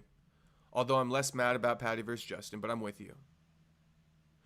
YS from Japan, yeah, like who cares whether the Harrison versus Nunes is the main or not? We're going to see both fights at the same night anyways. Ariel is getting more and more weird. Super weird. I think he's like dressed up. YS from Japan. I think this can't be a real man right here. This has to be a woman cosplaying as a man. It has to be. Has to be. Has to be. I can't even believe it. Good fights, though, so I can't be upset. I got you, Miata Boy. Except for, honestly, I mean, you know, Volk versus Diego Lopes is going to turn out to be decent, but it's still not what we wanted, and I'm still upset about it. Miata Boy, I like how you slide in there like me and Guru, ha ha ha. I know, I thought about that too. But shit, I ain't lying, bro. I ain't lying. Me and Guru do similar content. That's what I meant to say. Me and Guru do similar content. But the reason why is because we got to do content like this. Because we don't got an abundance of fighters that come on our platforms. You know what I mean? All the fighters ain't going to pay my bills, bro. I don't got enough of them to come on. Because Ariel's too busy getting everybody on. Even like Ethan Ewing. Like, imagine Ariel, right, getting Ethan Ewing on. He's been in the game for years. Leave some of the scraps for us. But no, he got to take it all. He got to take Ethan Ewing. He got to be controversial. Good luck, Ariel. Good luck. Check the link I dropped. You won't believe it. Hashtag Ilia full custody. Hashtag Ilia full custody. Let's go.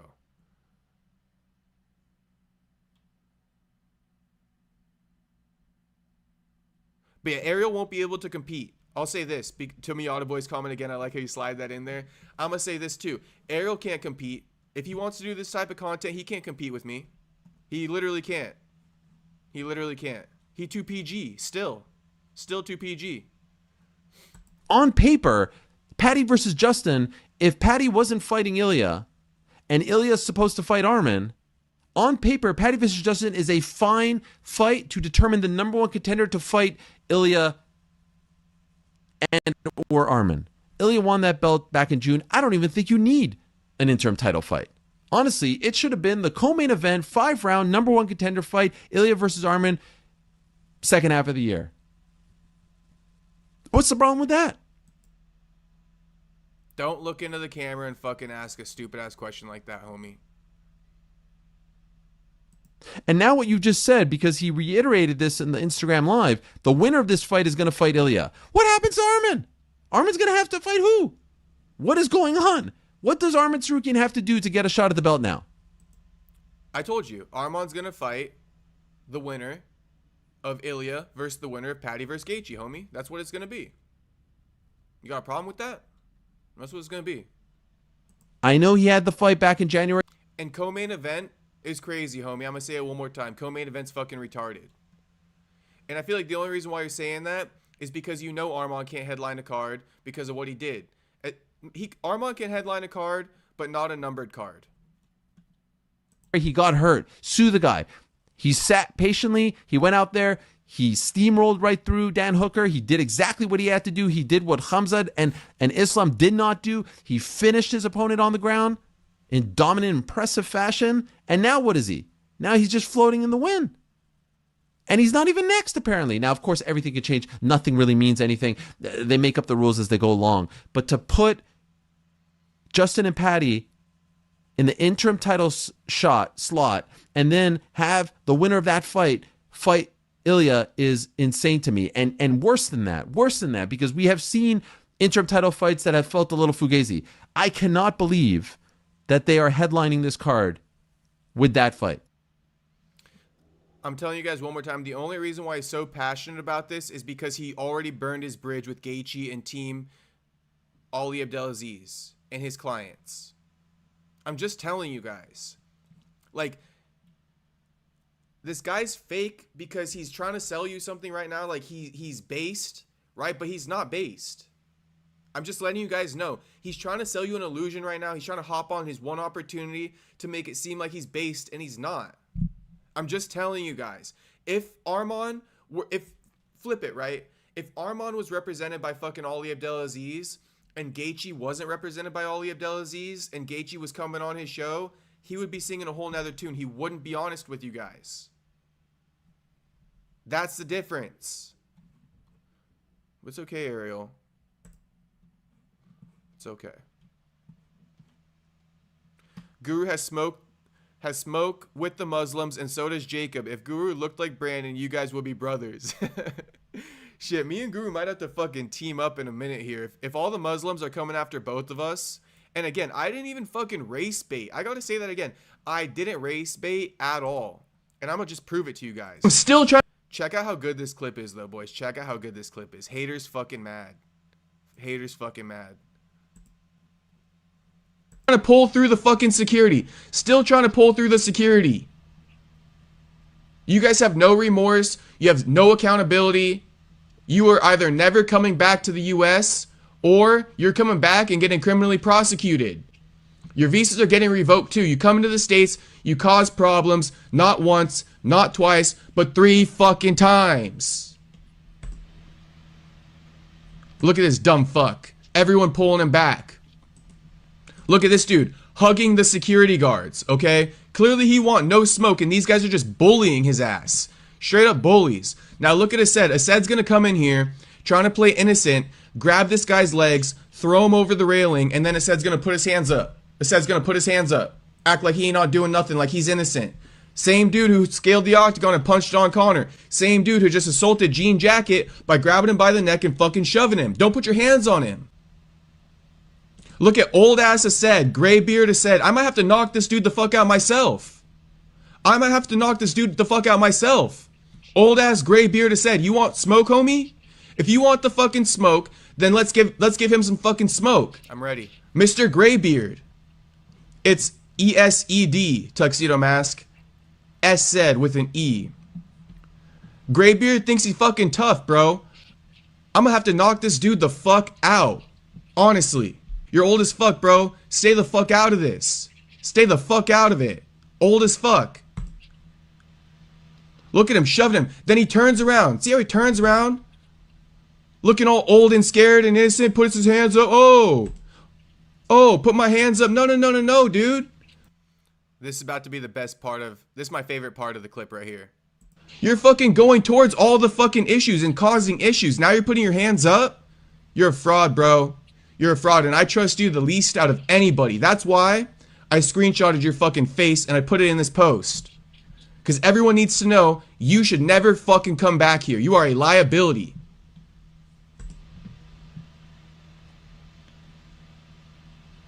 Look at Ased. He's allowed to stay. Look at him. He's allowed to fucking stay. Putting his hands up. Saying, oh, don't hurt me, don't hurt me. But you just got done assaulting multiple fucking people. You deserve to be socked in the fucking gray ass beard you got on. That's what you deserve.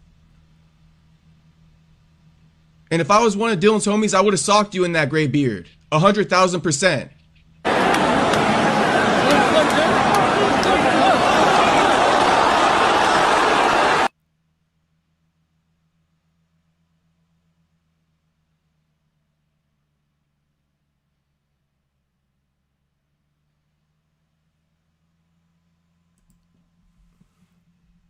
$100,000% shirts coming soon.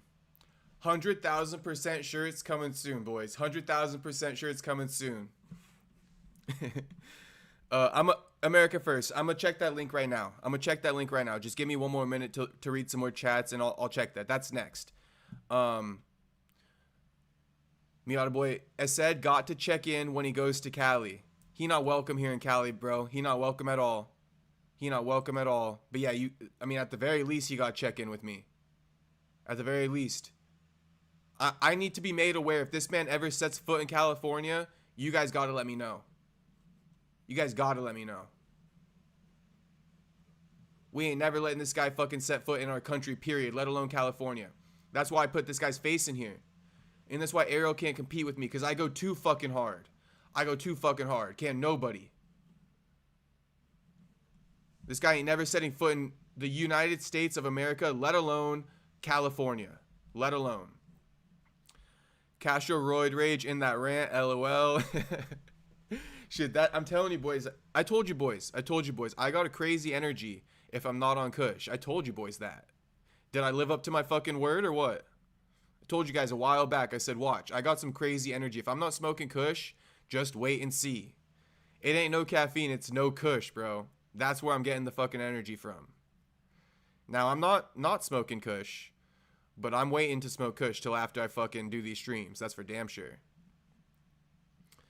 Everybody laughing in the comments is a dumbass. Yeah, and this was the main point of this. We watched this, right? Tell me where I said the word Muslim once. Because everybody here calling me Mexican, being racist, all this stuff. Tell me once where I said the word Muslim. Tell me once where I made fun of their religion. I didn't.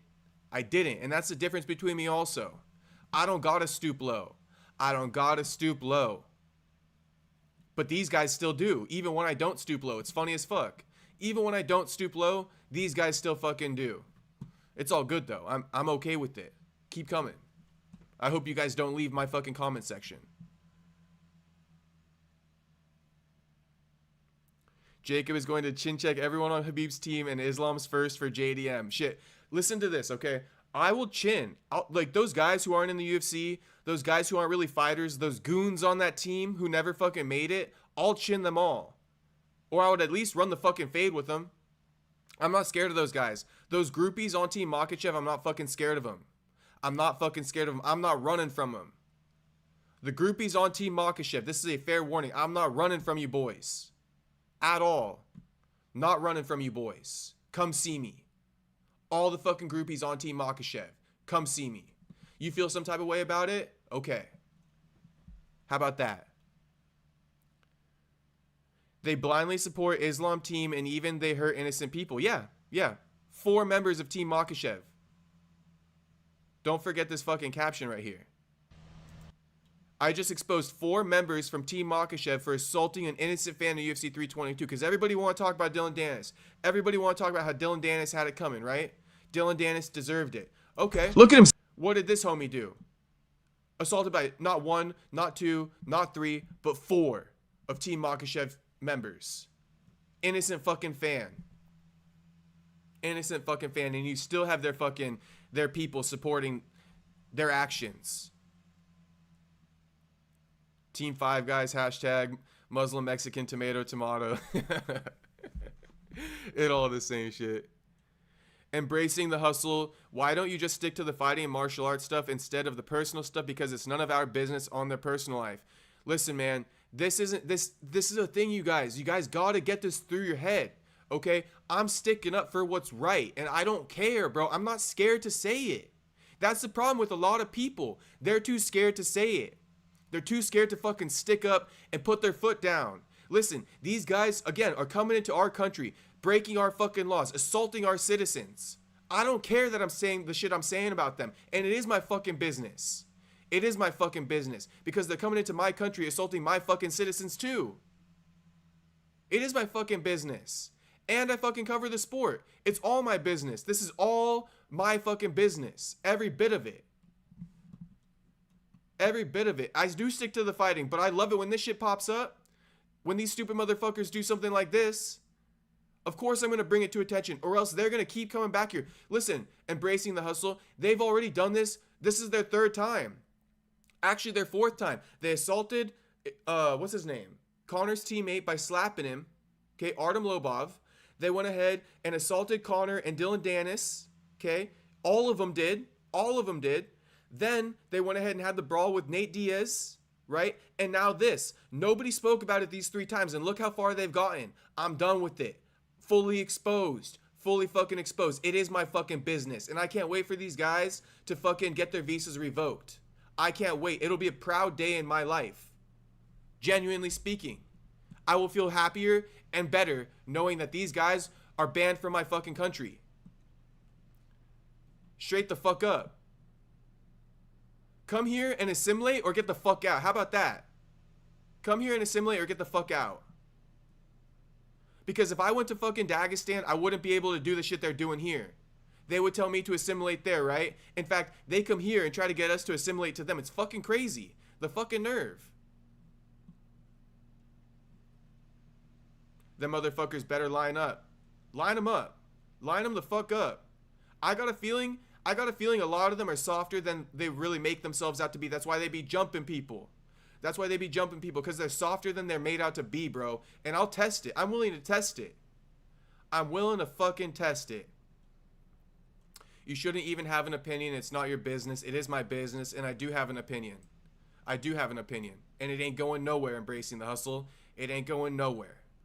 It ain't going nowhere. All right? I just got to make sure you know that shit.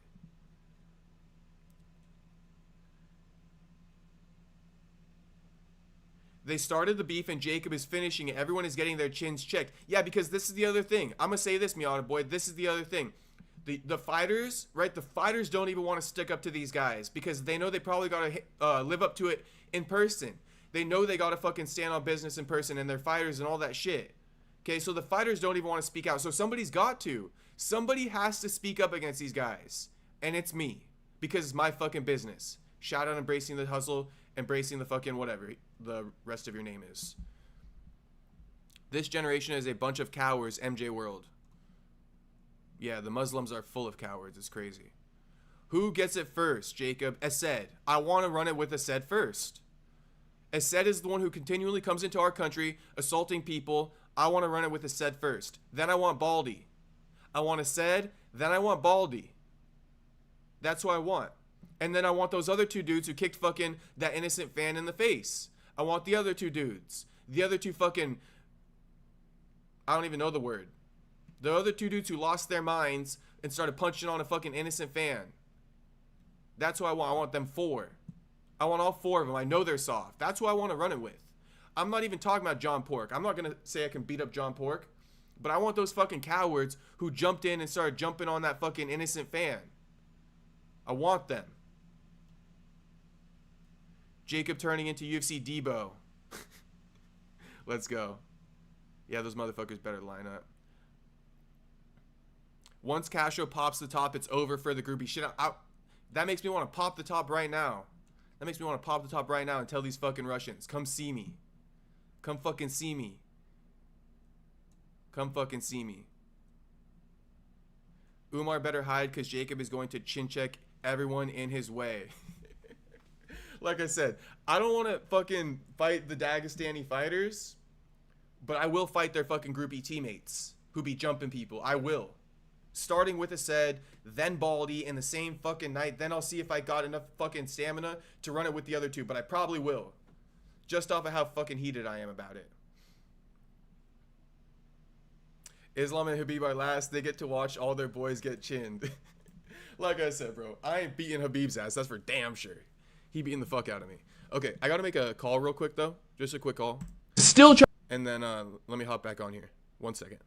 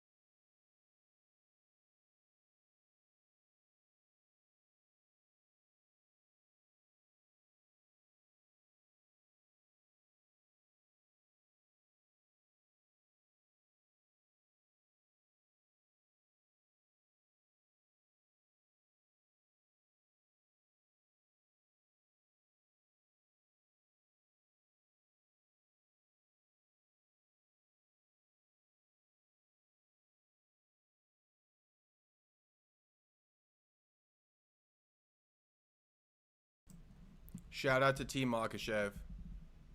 Shout out to Team Makhachev.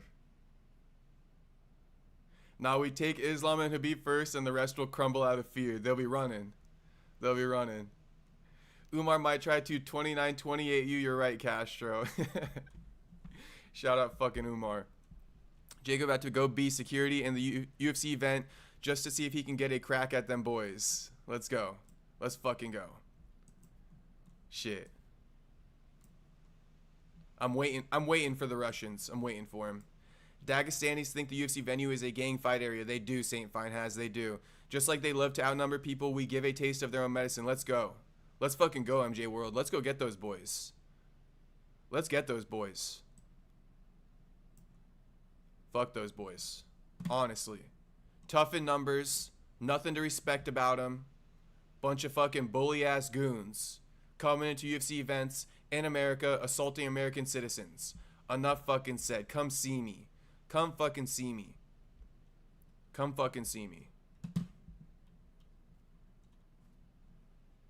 Okay, let's look at this link that America First dropped in the chat.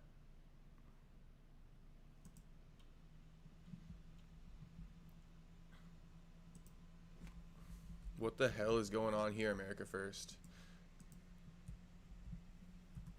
Shout out to America First, though, for dropping this. What the... Hang on.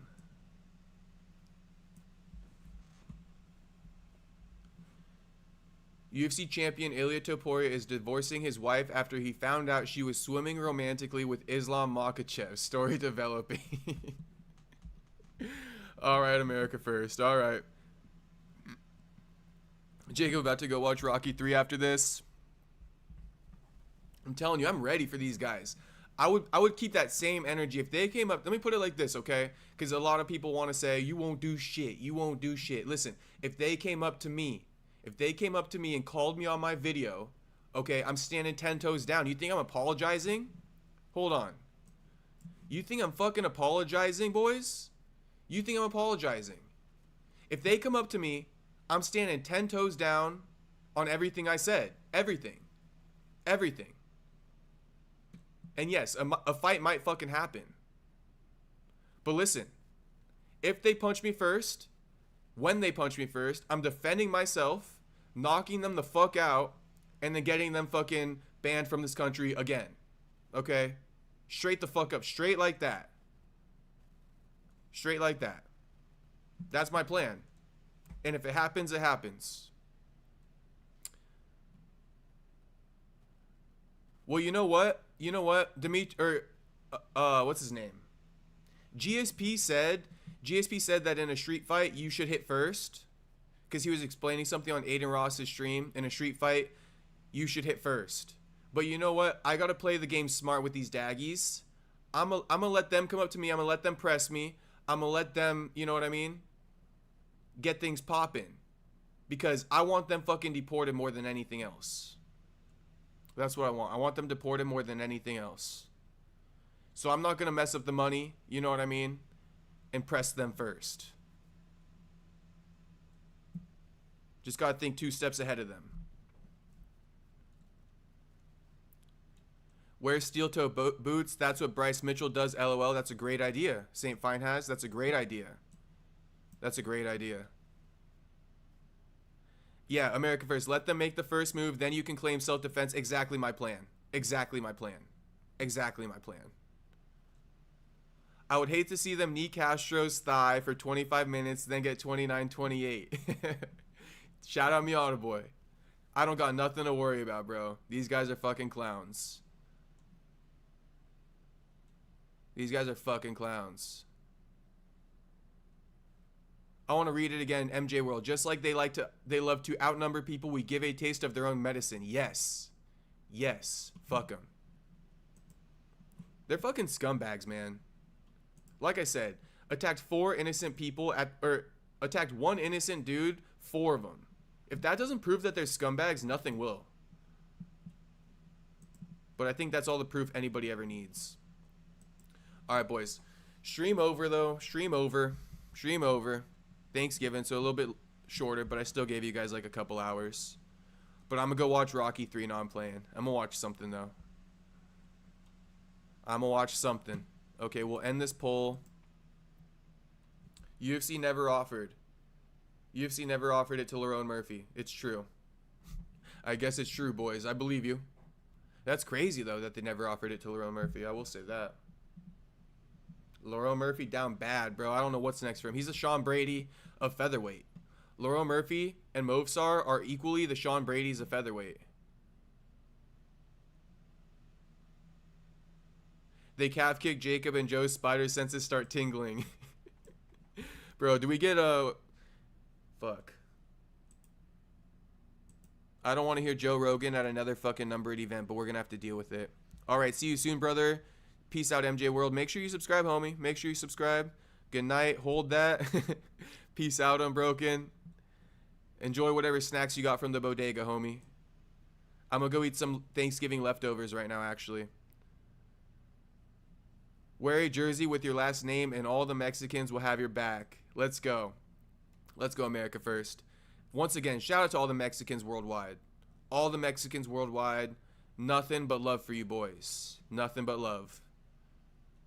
And shout out to all the white boys watching. You know I love you too. Alright?